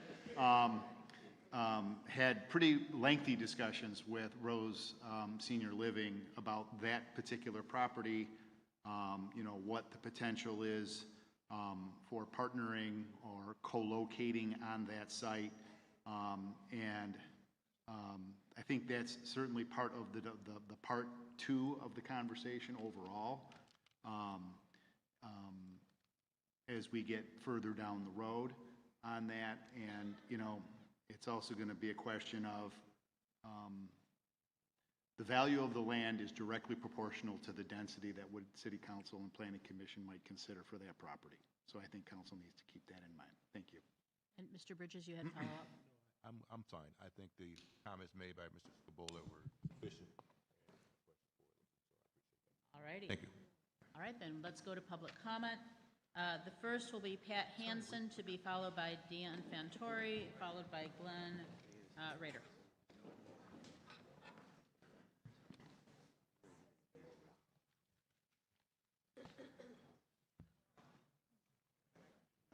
And we have 2 microphones set up, so you can queue up. Good evening. Good evening, City Council. I'm Pat Hansen. I don't know if anybody else caught this, but Evan really caught me off guard when he called this an activity center and no longer a senior center and no longer a 50-plus activity center, that this was going to be open up to the whole community as an activity center. And if that is the case, I would just hope that the seniors get first priority on whatever projects and programs that they have going on, because this whole group, we're 50 plus, and that's what we thought we were talking about, was a 50 plus community. So my second one was, priority. So then, did you take into account the non-residents that use your facility? Because they do pay a membership fee, and there are quite a few that I think are non-residents. In regards to transportation, has anybody contacted SMART to see how many residents or people they drop off at the community center on a very regular basis? Because I know, according to his stats, transportation wasn't very important, but the people that you're dropping off for the daycare, and a lot of your seniors don't have access to a computer, do not know how to use a computer, and truly, I think that is very under-reported transportation, because it is a very busy place. 3 buses every morning coming, because I play pickleball every morning, so I know I see those buses all the time. And my 5th one was staffing. I'm not quite sure what or how you would save money in staffing. That was another thing in Evan's report, because you definitely cannot use the same staffing that you use in the Hawk that you use in the senior community center. It's a totally different ballpark of how you talk to people, how you have to be patient with people, and to combine staffing for the Hawk and the community center just will not work. I mean, you have very dedicated people that have to make phone calls every day to remind people that they have programs going on. You're not going to get that from the people that, I mean, no offense to the people that work at the Hawk. I mean, they do a great job. But it's a totally different ballpark when you're dealing with seniors. And I know we've talked for a long time. This has been going on for 2.5 years. We've had session after session after session. I think it would really be great if you could finally get some decisions made so we know what's going on. Thank you so much. Thank you. Dan Fantor, to be followed by Glenn Rader and Latika. Sorry, can't read it. Begins with an M. I'm Dan, excuse me, I'm Dan Fantor. I'm chair of the Farmington Area Commission on Aging. We really appreciate you having this special session, and it's been a long road. It's been more than 2 years since the first SFC report came out that aroused the 50 and better community, the caustic center users. Folks became anxious. They were worried, Madam Mayor, what you just said about the closing of the caustic center. People's anxiety increased, and we've had 2 years, so we're really glad that this study has become available today. The Commission on Aging has conducted listening sessions. You know the results. We provided those to the City Council. You know what the seniors, or excuse me, folks 50 and better, and Costic Center users want in a new facility. In the last month, we've had cold pool days.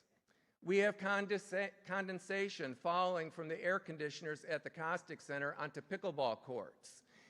That is just to emphasize the point that Jeff made, that the useful days of the Costic Center are coming to an end.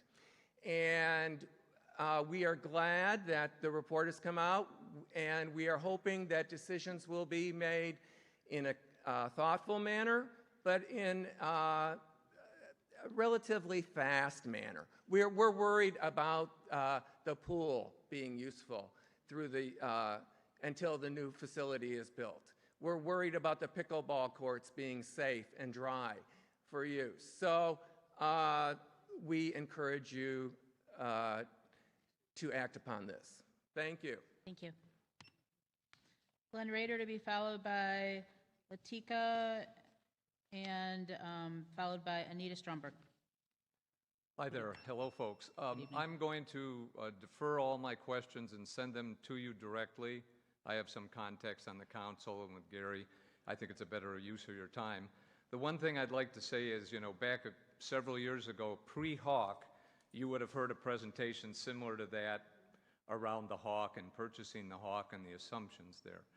I think any decision here, when you're looking at those cash flows and the financials and those things, you should avoid baking into those anything that you have to light the candle and cross your fingers on, I think, as you referred to. Things that have to do with partnerships, assumed rate increases that are outside of what you know the norm are, and try to base the financials and the cash flows in your decision making on things that are hard numbers, nothing lofty, because the product of that could be another Hawk around at the Hawk, which is another $4 million deficit or things of that nature. So I'll leave you with that, and I'll direct my questions to you directly through emails and other things. Thank you. Latika, followed by Anita Stromberg, followed by Cynthia Gottlieb. Hi. I take responsibility for not spelling my name correctly, but you did have an unusual procedure for ask questions from the public. Nevertheless, there's a sigh of relief that Costic Center will not close. But I have four comments to make. One, how did you conduct the survey? Majority of seniors do not use the internet and are not, I am pretty savvy with it, but I never heard of it. And if 500 people in a large community like ours does not represent the whole community. Number two, I understand the importance of public and private, but organizations, and I'm a gerontological social worker who's been in practice for many years, and I work with, I'm almost 80, but I work with older people, and I continue to. Organizations like Rose have rooted out a lot of fixed income people who cannot afford facilities like that. And yes, we need to collaborate. Yes, we need to cooperate. We definitely, as a community, need to maintain that the cost of things can be preserved for our seniors who are on a very fixed income. Number three, this center serves a lot of other communities too. We don't need to subsidize them, but definitely look at us as a very progressive example in the whole Detroit metro area, and use this as an opportunity to bring in people to use our services.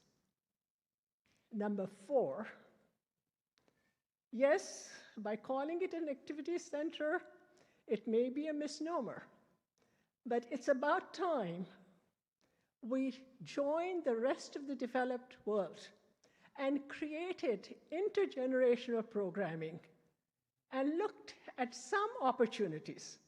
Let's get out these aging barriers. Let's get the young, old, and the middle-aged people together and provide services, activities that will bring about greater understanding amongst us all. Thank you. Thank you. Anita Stromberg to be followed by Cynthia Gottlieb and then Ellen Silverberg. Good evening. Hi, excuse me. My name is Anita Stromberg, and I've been a resident of Farmington Hills for about 10 years. I utilize the Caustic Center, particularly the water aerobics program, 5 days a week. And I was kind of a transplant from OCC. As somebody stated earlier, they closed their pool, and we were given a pink ticket to come to the Caustic Center, and I've been going ever since. So the pool is integral to my routine, and I really appreciate the fact that you verified that if and when you do replace the Caustic Center, that it won't be closed, because many rumors have been floating around, as you know, for the past couple years that the pool is closing, the pool is closing. So I appreciate that. So anyway, any way that you can make this happen,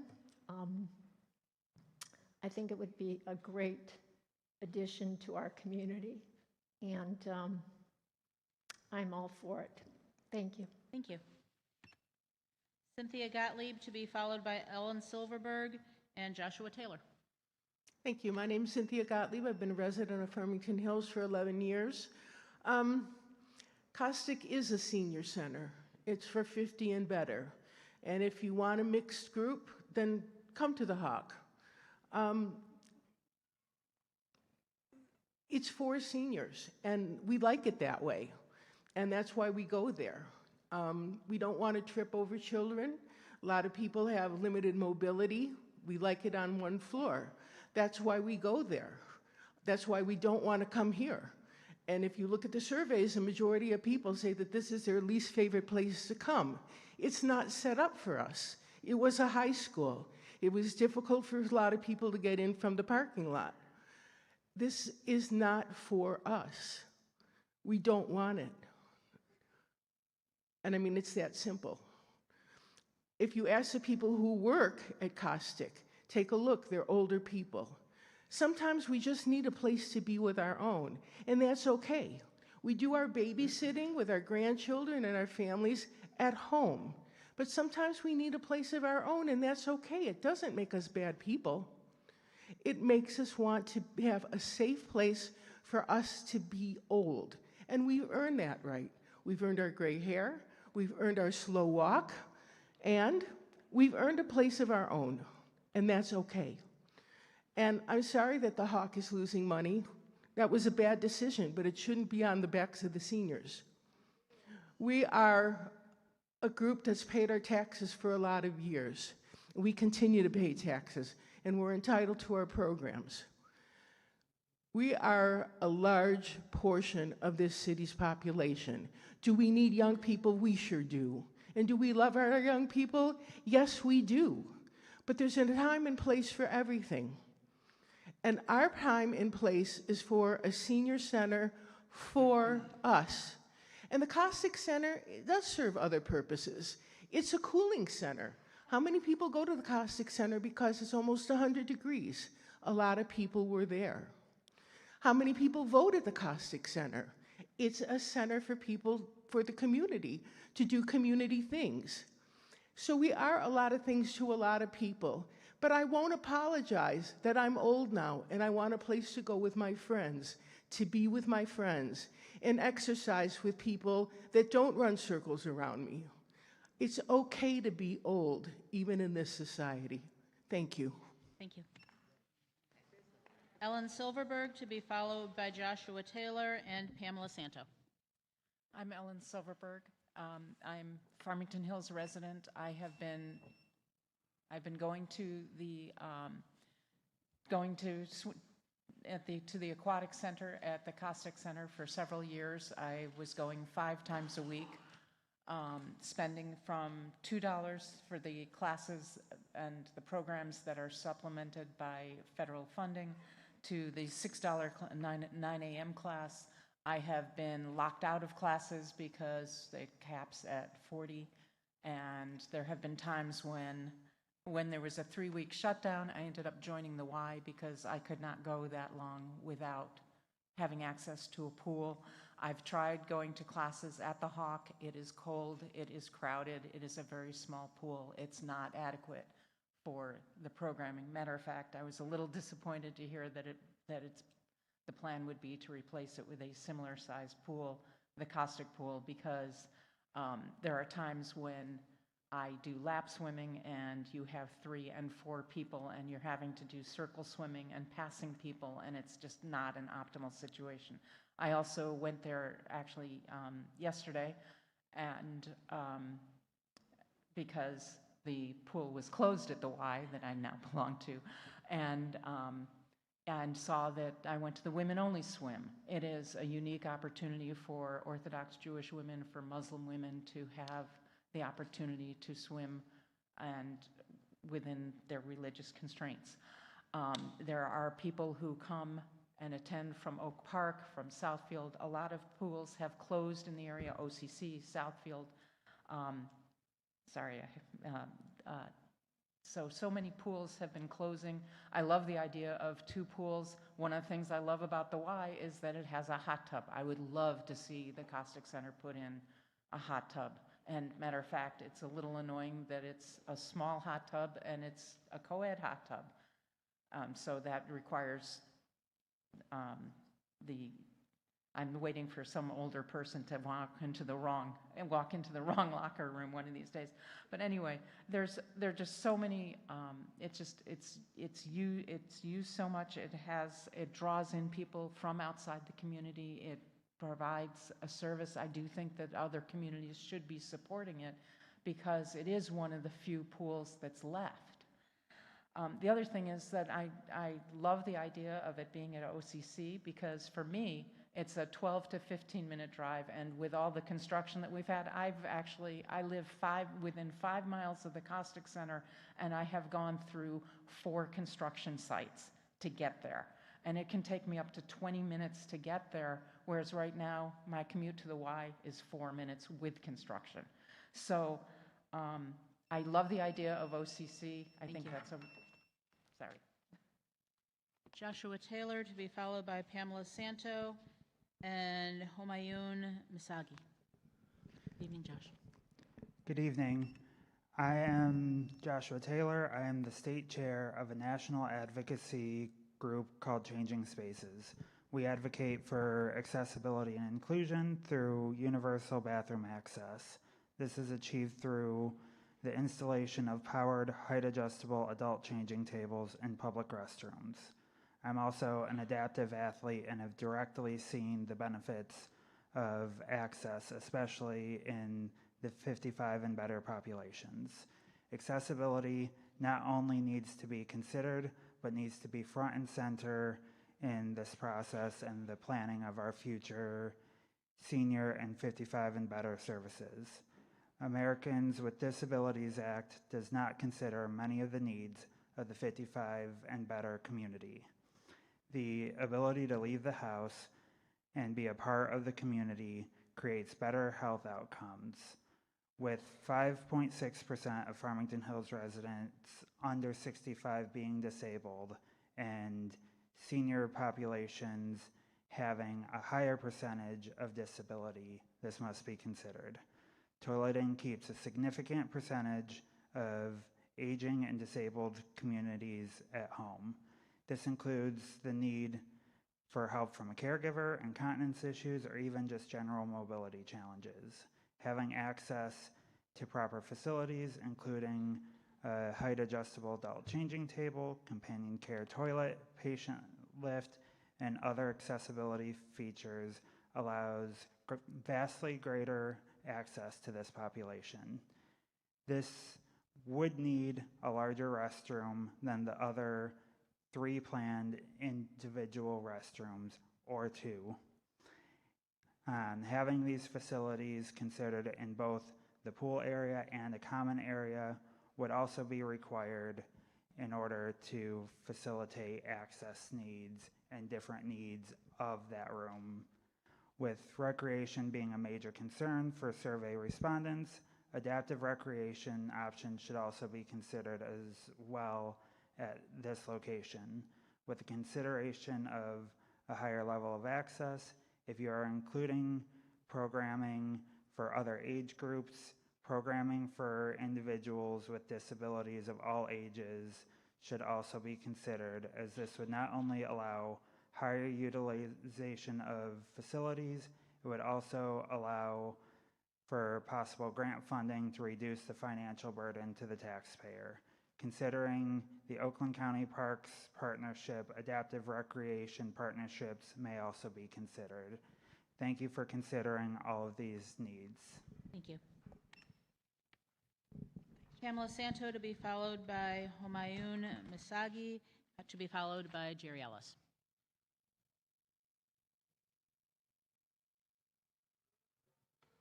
Good evening. I'm Pamela Santo, and good evening. A nice hot one. Actually, today was a special day for the Caustic Center. You could swim, and then a dear friend that I met at the Caustic Center, and I've known her for years, we have been hosting the Caustic Center luncheon after we get through swimming. We've given business to the restaurants in Farmington Hills, and there's been 35 to 55 people showing up. One of our favorites is the Pines at the golf course. And the owner, Kathy, of the restaurant is awesome. We were there today. There were 35 of us that showed up. Food was excellent, service was great, and we're in Farmington Hills.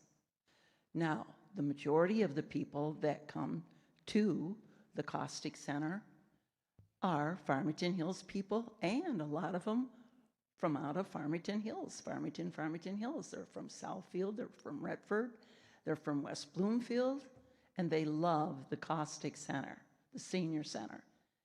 And the thing is, it just makes me feel so good as I'm 81 years old. I've got 50 million artificial parts I can go, move, and do.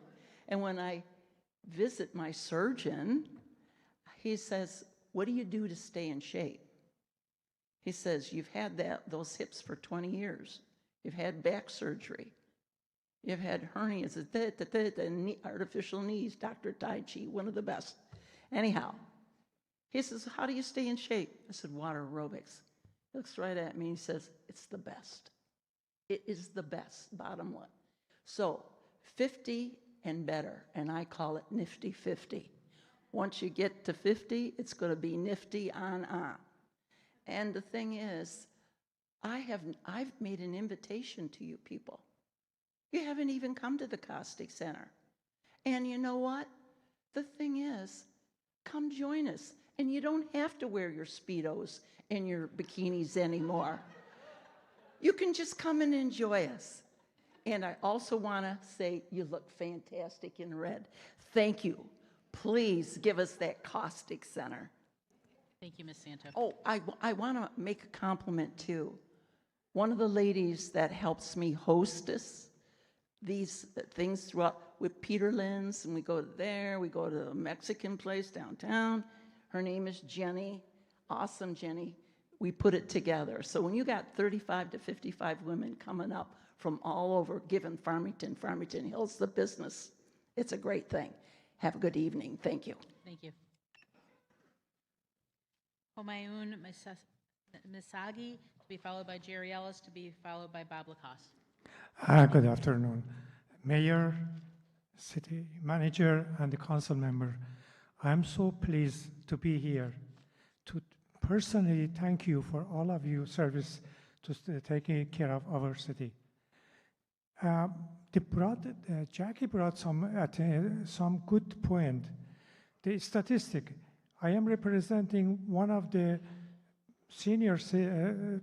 I'm senior, and we have 26,000 people, senior here. Only 500 answer the statistic. Statistic, I am well educated. I know statistic can be misleading. You can live with dream, not fact. They didn't, when I go to the meeting, I do a lot of interaction with the senior. With 20 people, only one person using the internet on the senior.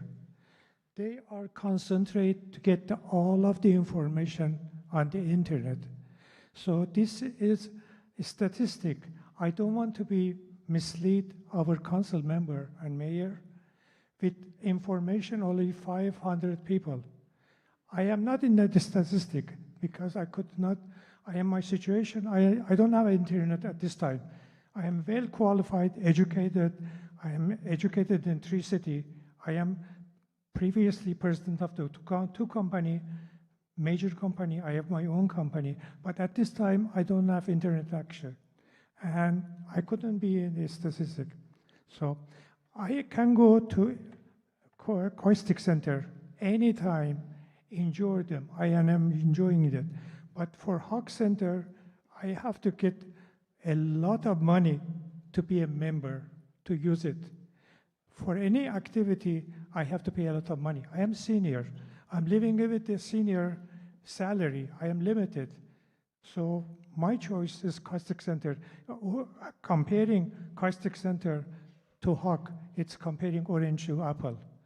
Jackie talked so much about, thank you for the statistic, because they are not, I don't want to do a lot of, they did a lot of work, but they assume everybody has, all of them, my University of Michigan, University of Detroit, I have my MBA from there, all of them are preached. Everybody is preached, and we are getting all of the information for internet. It is, I don't want to use the word corrupt, it's corrupt. I can't even, recently they are saying that Google has this, everybody's information you can get on the internet. And they're getting, unfortunately, they get the information from, even they ask how many people have access to internet. They got that information through internet. And the people have internet, they said, yes, we have internet. That is kind of just bringing to attention. I know, thank you for all of you guys. You're wonderful. Thank you. Thank you. Mayor Ellis, to be followed by Bob Lacoste, to be followed by Marilyn Leadham. Thank you. Is this on? Thank you. I'm a 50-year resident. I have changed my address, though. I'm now a resident of Rose Senior Center. Just a month ago, a few weeks ago. I listened to the presentation tonight. I thought a lot of it was gobbledygook, didn't make a lot of sense to me, because I think this is a fairly simple situation. We need 4 things over there. First of all, it's got to be called the Caustic Senior Center. I was here when Bill Caustic was mayor, was city manager. I was there for the dedication. I think Bill was too. And it's important that it remain the Caustic Center, but it should be the Caustic Senior Center. 4 things are necessary over there. You've got to have the pool, obviously. You need a gym so you can have different types of activities, whatever they may be for seniors. You need a running track indoor. And 4th, and very, very important, you have to continue to operate the Meals on Wheels program. Approximately between 25 and 30 years ago, Nancy Bates and I got the funding from that from the federal government to build that kitchen, and that was what we said we were going to do with it. We were going to use it as a kitchen, and here we are. We've served probably 4 or 5 million meals there. We have to keep that alive. Those are the only 4 things that are absolutely necessary. The rest of the building can be taken away, and that's the part of the building that should be fixed up. Now, nobody's talking about how to pay for all of this. Now, as mayor, we built a new city hall for $8 million. We didn't borrow a nickel of it.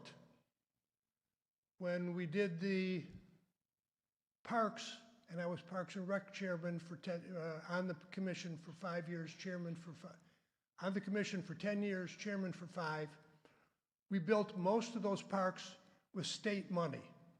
We borrowed the money. We didn't borrow the money. We got grants for the money. So we didn't owe anybody anything. We got it all done. Hundreds of acres of property we got done. We did the ice arena. Ice arena was a little more difficult. We had to guarantee, figured out how much money we were going to collect on a monthly basis, and Novi went and built it and screwed up our numbers. So Bill Kostick and I, by the way, devised that formula for how we were going to pay for it, but Novi screwed it up a little bit, and so we've had to make up some of the money. Meanwhile, for this project, I think it's much, much simpler. The property sitting in front of the Kostick Center should be sold to whomever, and they should build condos, 2-bedroom condos specifically for seniors, no steps involved, but enough condos so we can sell the property for millions of dollars. Thank you, Mayor Ellis. I got a few more things to say. Can I use his time? Mr. Former Mayor, we would be very happy to give you a point of privilege. Thank you. Thank you very much. So we have to do that.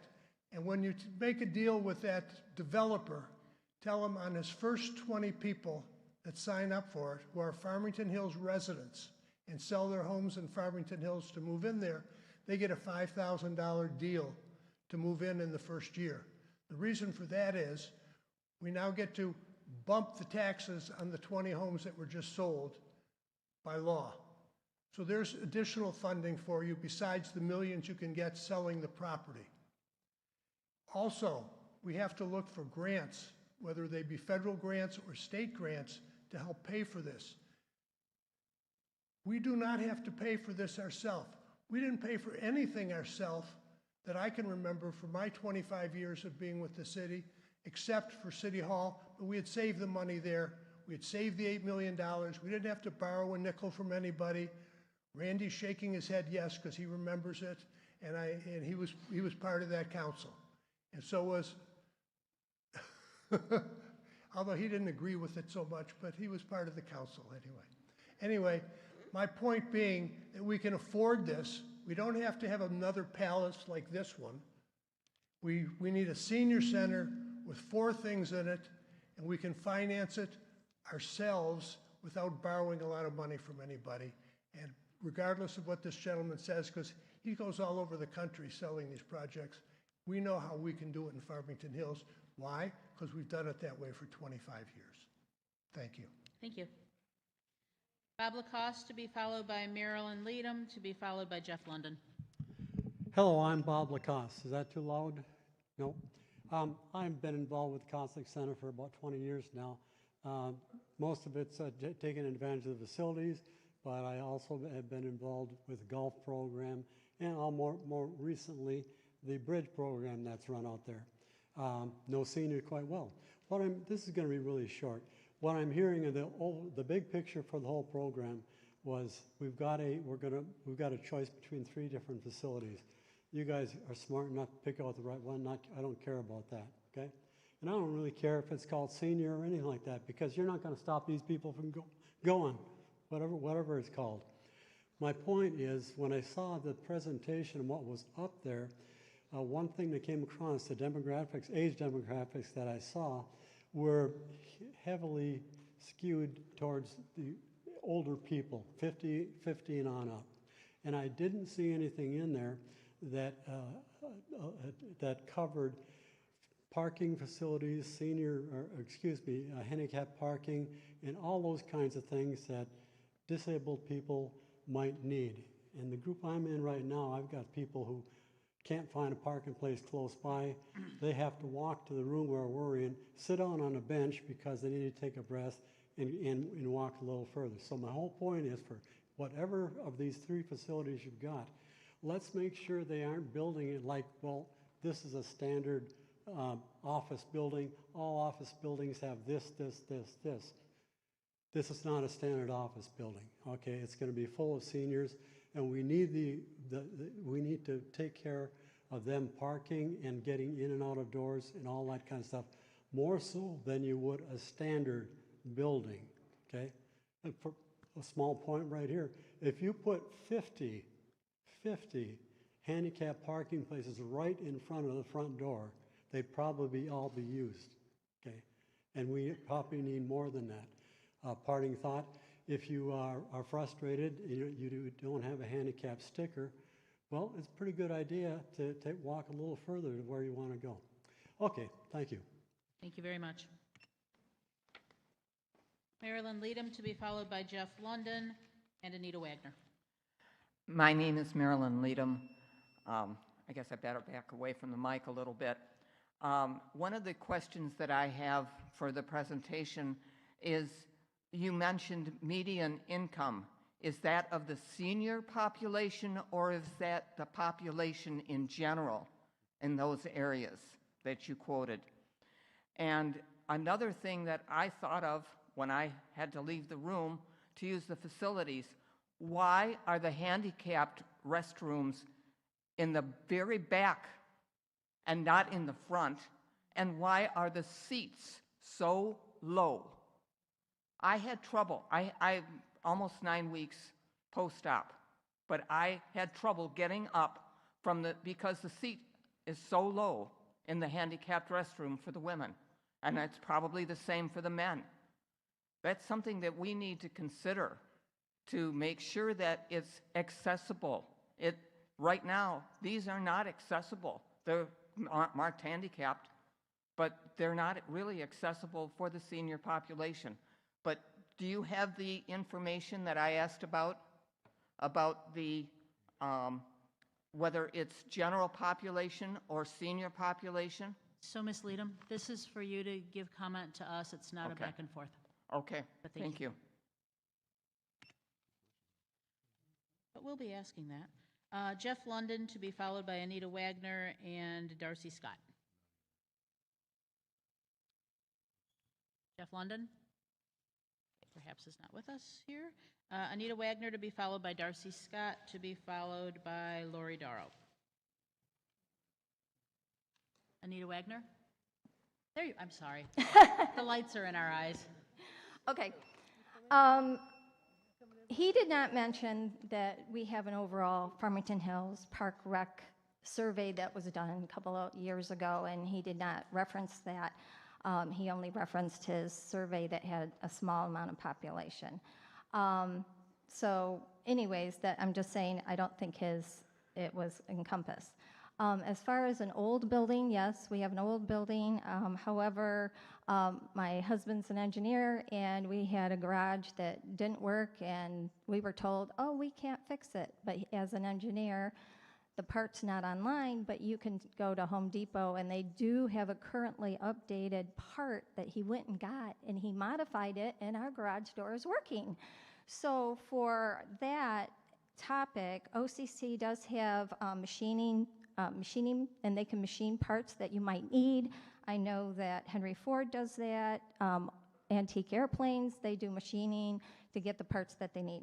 So going into looking at our current building, I have a little bit of an option different, not just the old as is and the new, because I'm concerned that the new one, like he said, we would have to give up services and make tough choices. I would like to keep our current services, because our current services we're able to be in the black. We're not in the red as is. So the Oakland County Commission on Aging, the Oakland County Senior Advisory Council has a map where right now we are now having more older people than younger people in the community. So I do not recommend selling the property to have housing for families. On my block alone, the 2 seniors that passed away were replaced by 2 new seniors, not families. So take that into consideration. We need to put our assets, our senior community is very valuable, and we can do a lot. So with that, the pool has to be as is. People who, he didn't consider people with arthritis, people with PT. They need to have that warm pool. A cold pool doesn't work. Also, I wanted to bring up other people that would be Lawrence Tech. You could probably for free get the architecture help from the students. The OCC can do machining, dancing. You can have money coming in, through dancing with that, and also Habitat for Humanity or builders might support. But my idea is to keep the services going. You take the old pool, not update that, but build the new pool in front. Then you keep your services going. So that space there, you take the kitchen, update the kitchen in that spot. Then in where the kitchen is, you could have dancing. And you can have dancing all weekend and make money. And I'm done. Thank you so much. Thank you, Ms. Wagner. Darcy Scott to be followed by Lori Darrow to be followed by Paul Hike. Hello. I just had a couple questions that I would like you to ask Evan when you have a chance. I don't like that. There was some talk about the multi-function room, the pickleball, that it could be dual banquet and line for pickle courts and basketball courts. And I don't know if he's envisioning us eating at the same time as pickleball is going or how that works, but just a little confusion or clarification for that. But the pool, he mentioned something, a 6-lane lap pool with no deep water aerobics or not a deep end or a deep part of the pool. And there is deep water aerobics that happen. When this school was a school, the swimming pool only had 3 feet and 3 feet. For the school swim team had to actually go at Farmington High School to do their competition because they didn't have a deep pool. So my questions, just wanted to clarify on those to get that situated as far as that goes. And the talk, I'm grateful that you've said that the pool will not go away, so those rumors are laid to rest.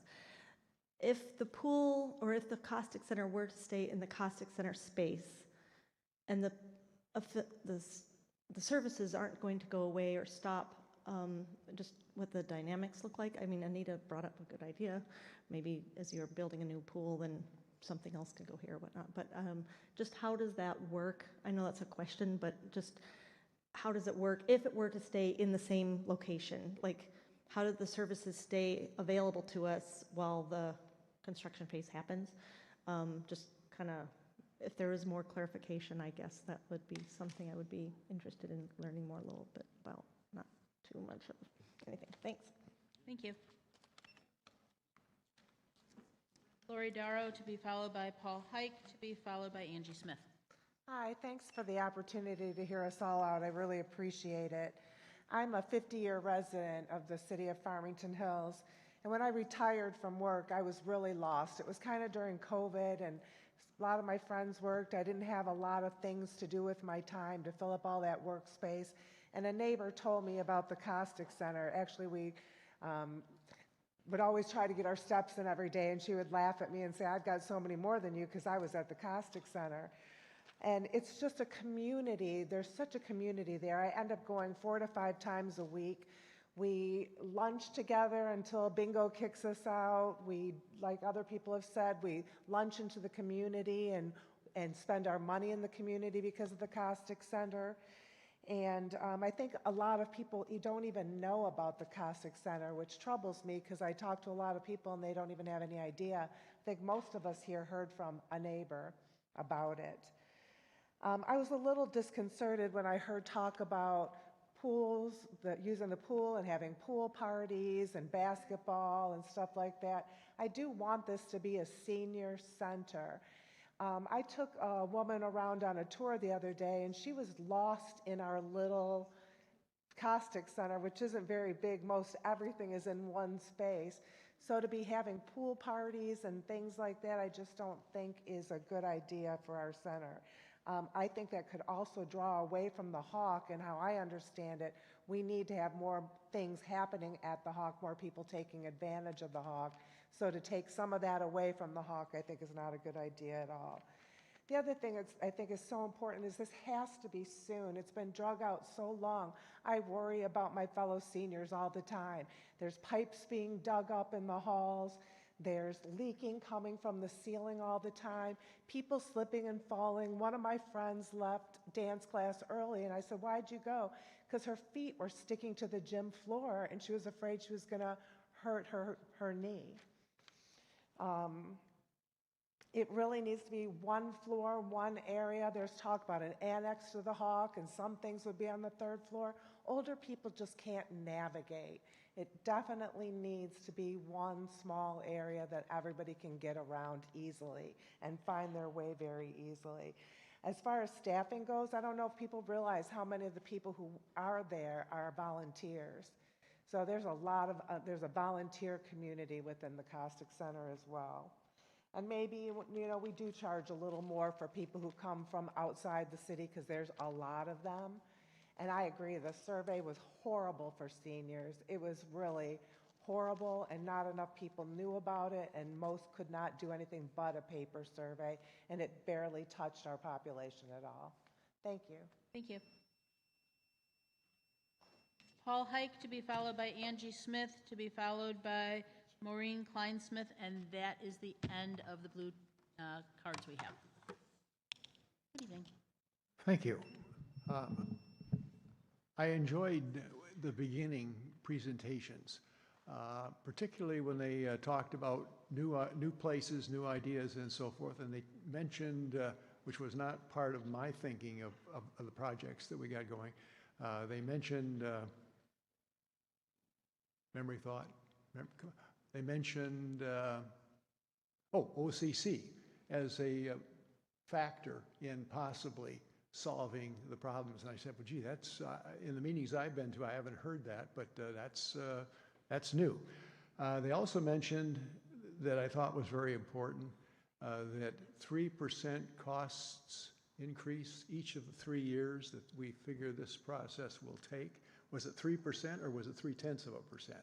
I think it was 3% that they mentioned. And again, that's going to increase things as we go along over the next 3 years before we have it complete and ready to operate at full.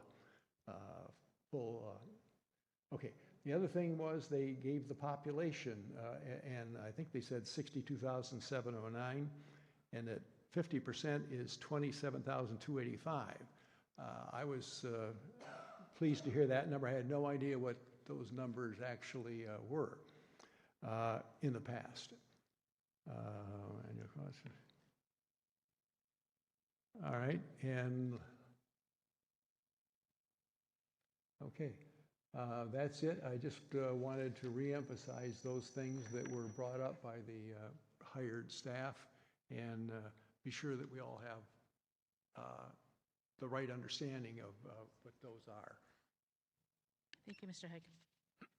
Angie Smith, to be followed by Maureen Kleinsmith. Good evening. I sat here and I listened to the gentleman talk about opinions. Well, we all have those, like we have, well, opinions. I agree with Mayor Ellis.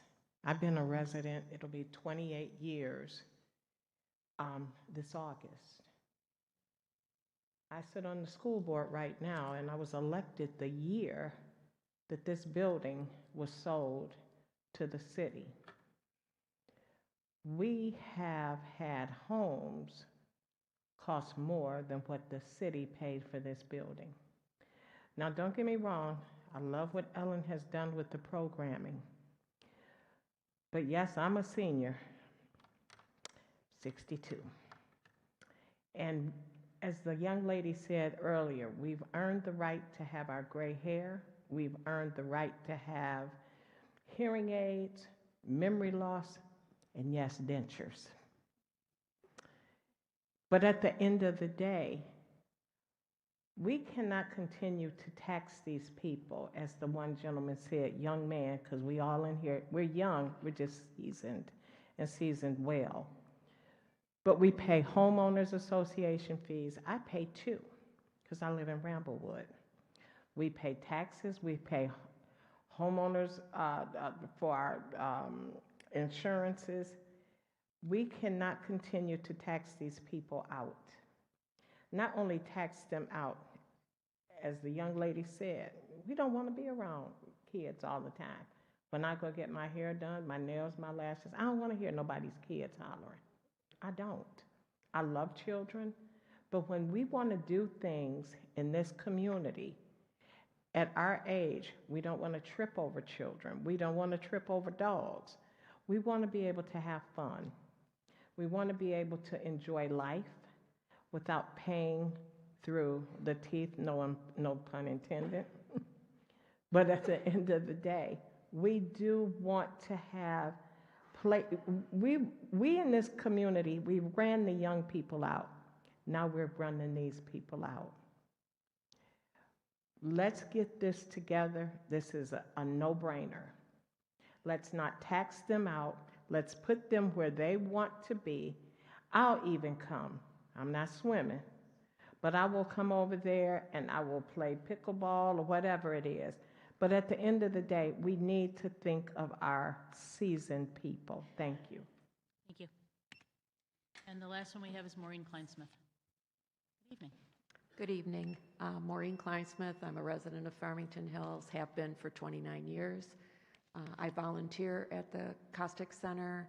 I usually show up for the Dine and Discovers, where we have, 110, 120 people for some interesting presentations that are always stimulating, great food, and at the same time, there's pickleball going on and line dancing and a myriad number of activities. So I'm a little concerned with whether the idea of the new space is really going to be adequate for the needs of the seniors. I didn't see anything contrasting what kind of space we're using now and how this compares to the, I can't remember how many thousand square feet it was, 10,000, whatever. So I think that needs to be looked at much more closely. My other thought is simply, I'm a renovator. I prefer to renovate things and tear things down.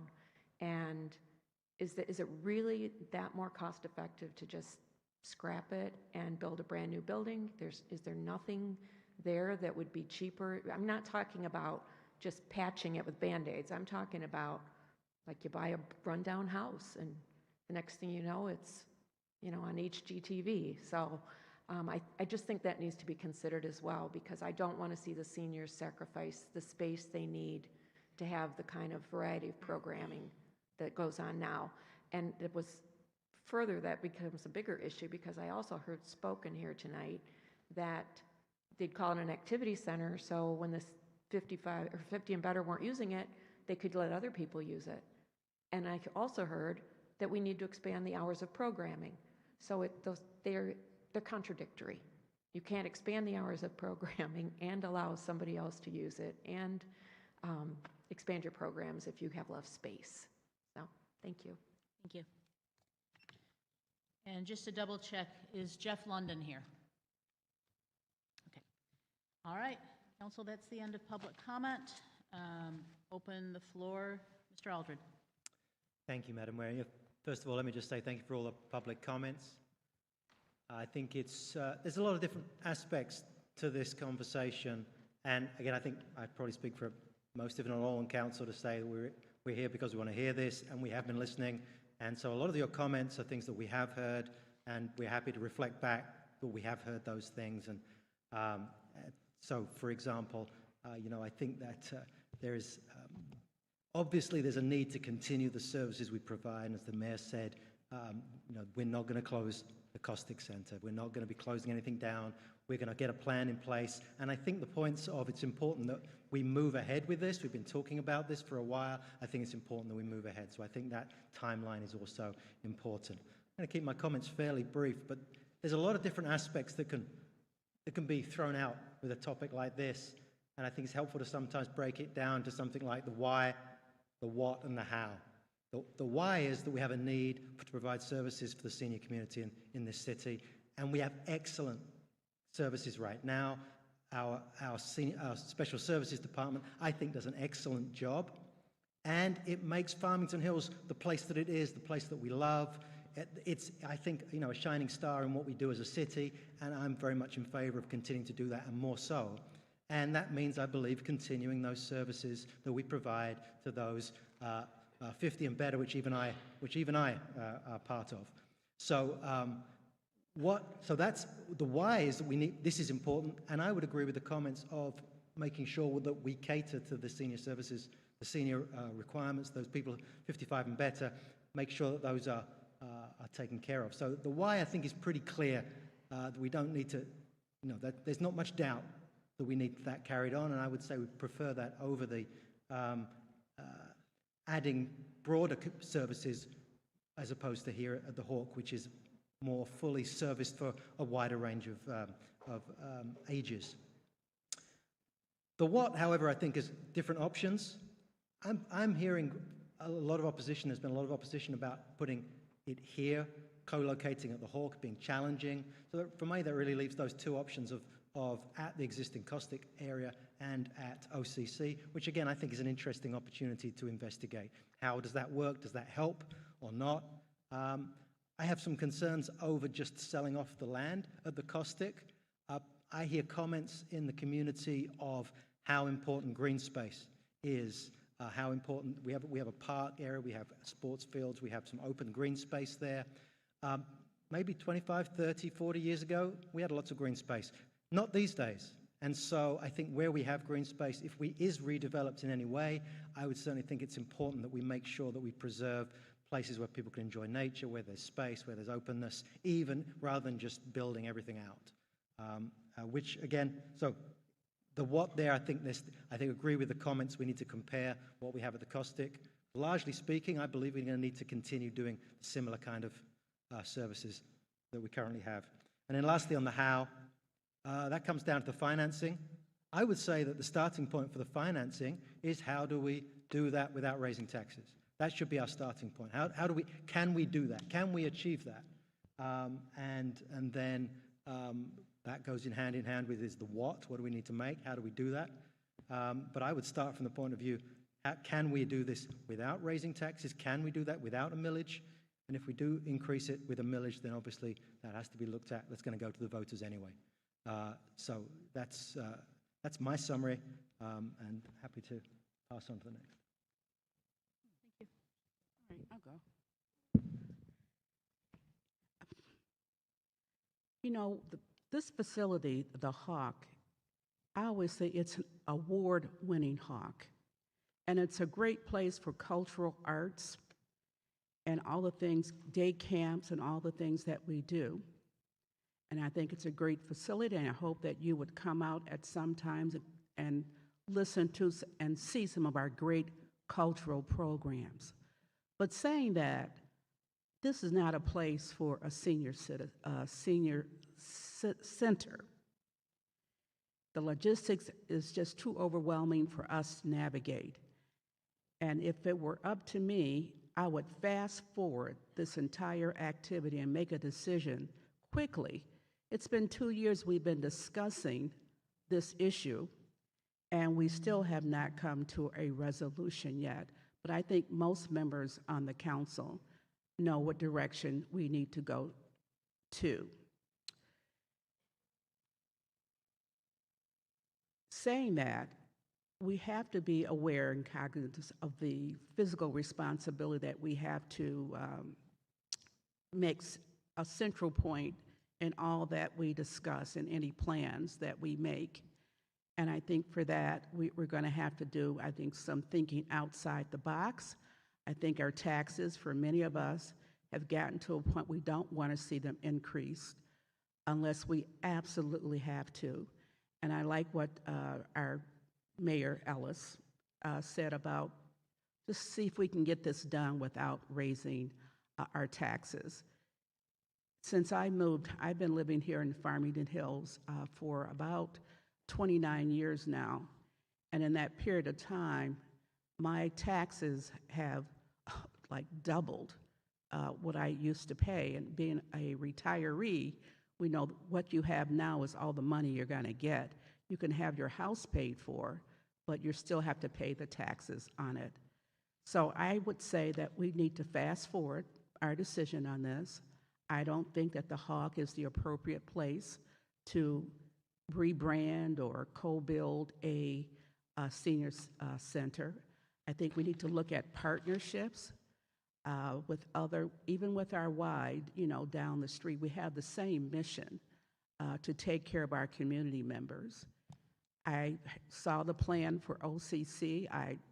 That's a possibility. I'd like to look at it further, but I think council need to put this on a fast track so that our community members and seniors are not suffering anxiety about what's going to happen to our facility. Are we still going to be able to use it?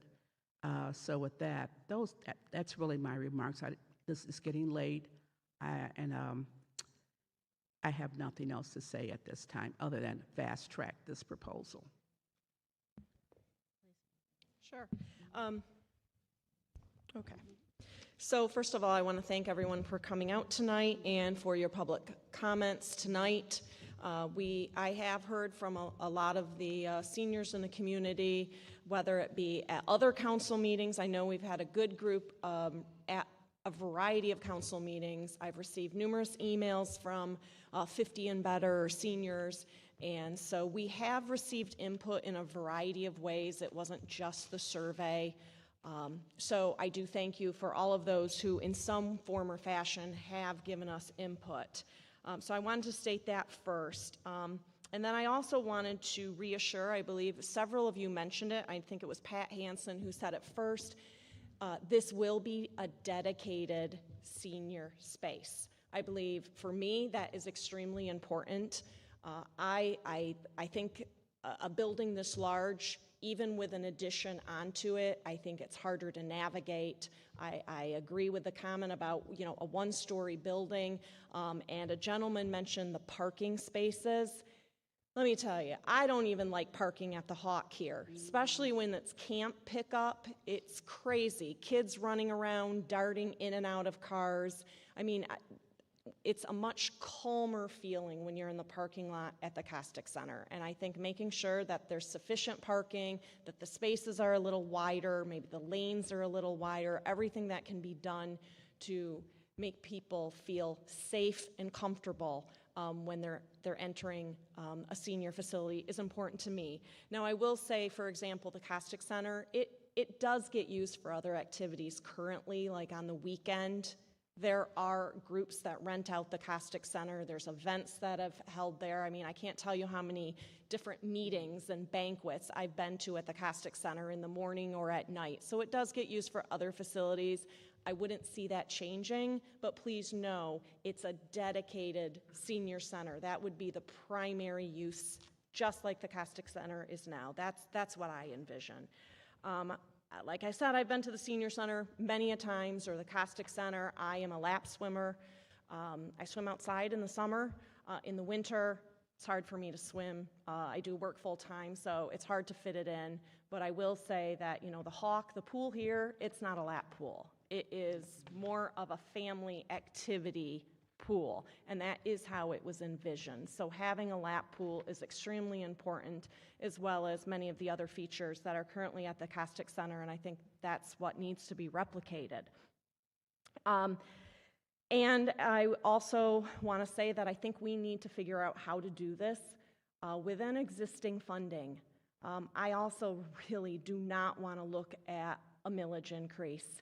I think we need to be creative. I think we need to obviously look at grants, partnerships, but also we've got to really fine-tune it. And if need be, we have to see how we can restructure existing funds within the city budget, existing millages, and how can we see if we can make that work? Because really a millage is, to me, it's a last option. Most importantly, urgency. We have been talking about this for over approximately 2.5 years. We've been studying it. We've received lots of comments from the public over those past 2.5 years.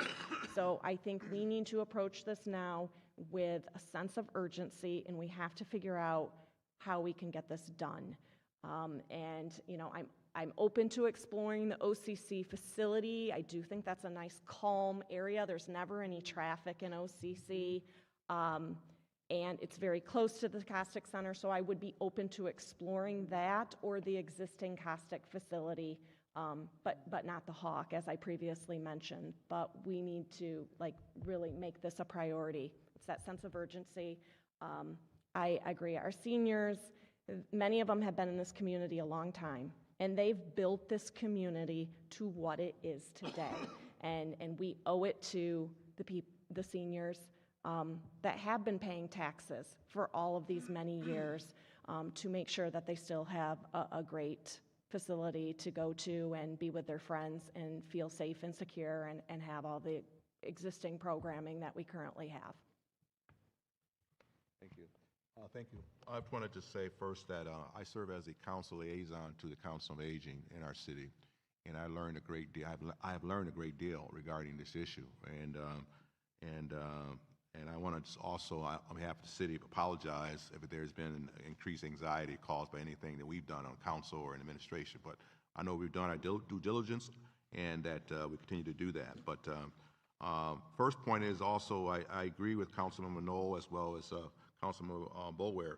We need to fast track this decision, create a sense of urgency behind it. Of course, we had to acquire and accumulate all the data necessary to make a good decision, right? And we have the data now in front of us. And my preferred option is to build a new center at the existing site, to move that facility close to 11 Mile Road. And that would, from a standpoint of accessibility standpoint, as well as allow us to build a facility right there on the existing site and move forward with that. The city of Farmington Hills is in great financial shape. I mean, everything's relative, but fiscally speaking, we are in great shape where we can come up with a unique package in order to finance this new building. And without, in my viewpoint, I do not support any increased taxes on our residents. I believe that we have the ability to design a package that can eliminate that potential possibility or minimize it. But that's one of the benefits of living in Farmington Hills. The city's run very well. We're very, very fiscal responsible here in Farmington Hills, and this is an opportunity for us to take advantage of our fiscal status, which is very strong. The programming and services that seniors want in our community, I'm going to do all my best. I know council is too, administration is to make sure those services are offered, and that the service that you want in a facility, that we have a facility that you can be very proud of, and that you might invite inviting your friends and family there as well. So I want to keep my comments limited to that, but again, I do echo the comments. We got to move on this decision as soon as we can, and minimize the impact on our residents regarding affordability, and make sure we offer a program, a building that all of us can be proud of, and that seniors can be very proud of and enjoy the services that are offered there. Thank you. Thank you.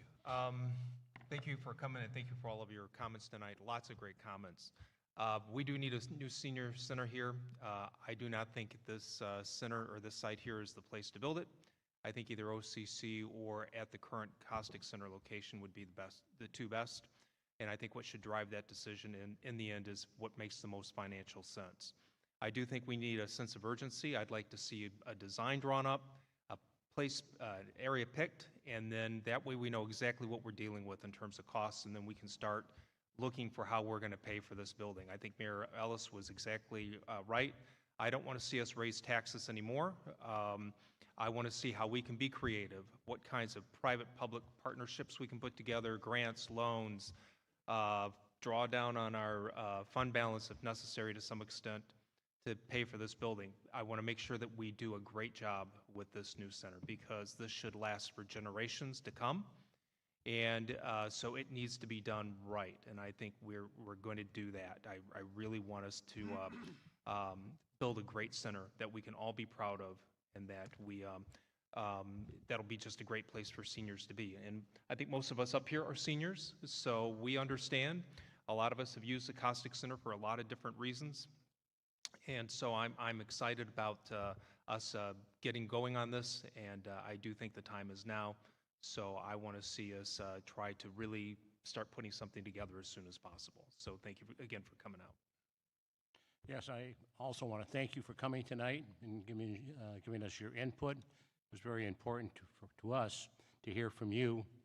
And I, too, want to thank former Mayor Ellis for coming and your comments tonight, former Mayor Ellis, or Mayor, I should say, because once a mayor, always a mayor. But sincerely, I believe that you know that this council is behind you for a new senior center. I, too, don't believe that this location here is the right location. I think the Costick Center, OCC, is two very viable locations to look at and make a decision on one of the two. Thank you. All right. Well, then let's wrap it up.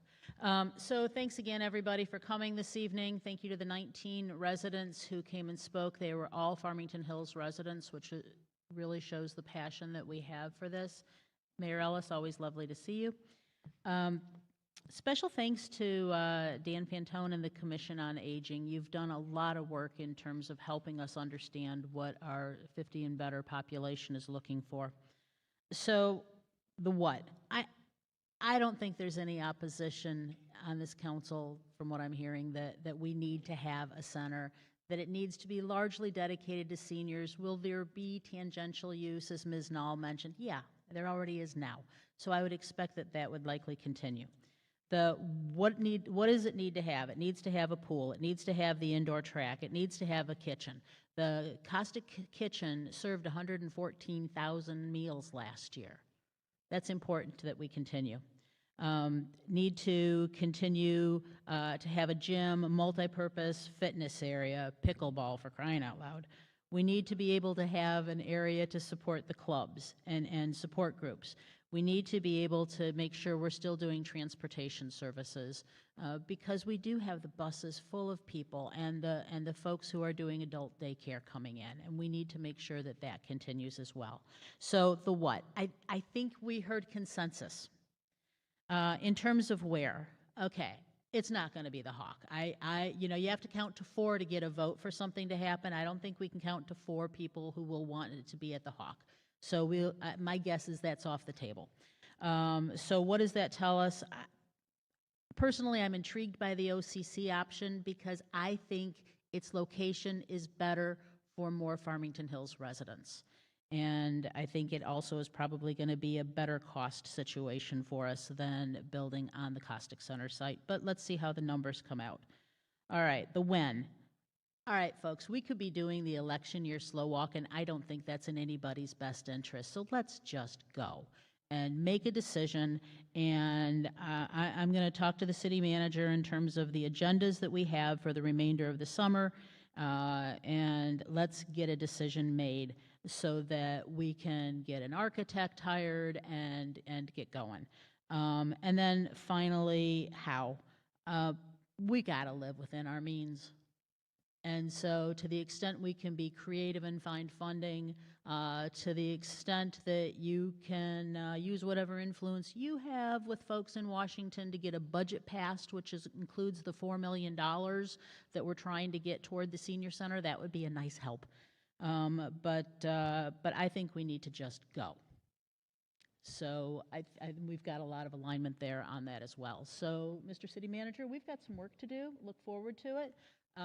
You will hear more from us sooner rather than later, and thank you so much. There being no further business to come before us, we are adjourned. Good night.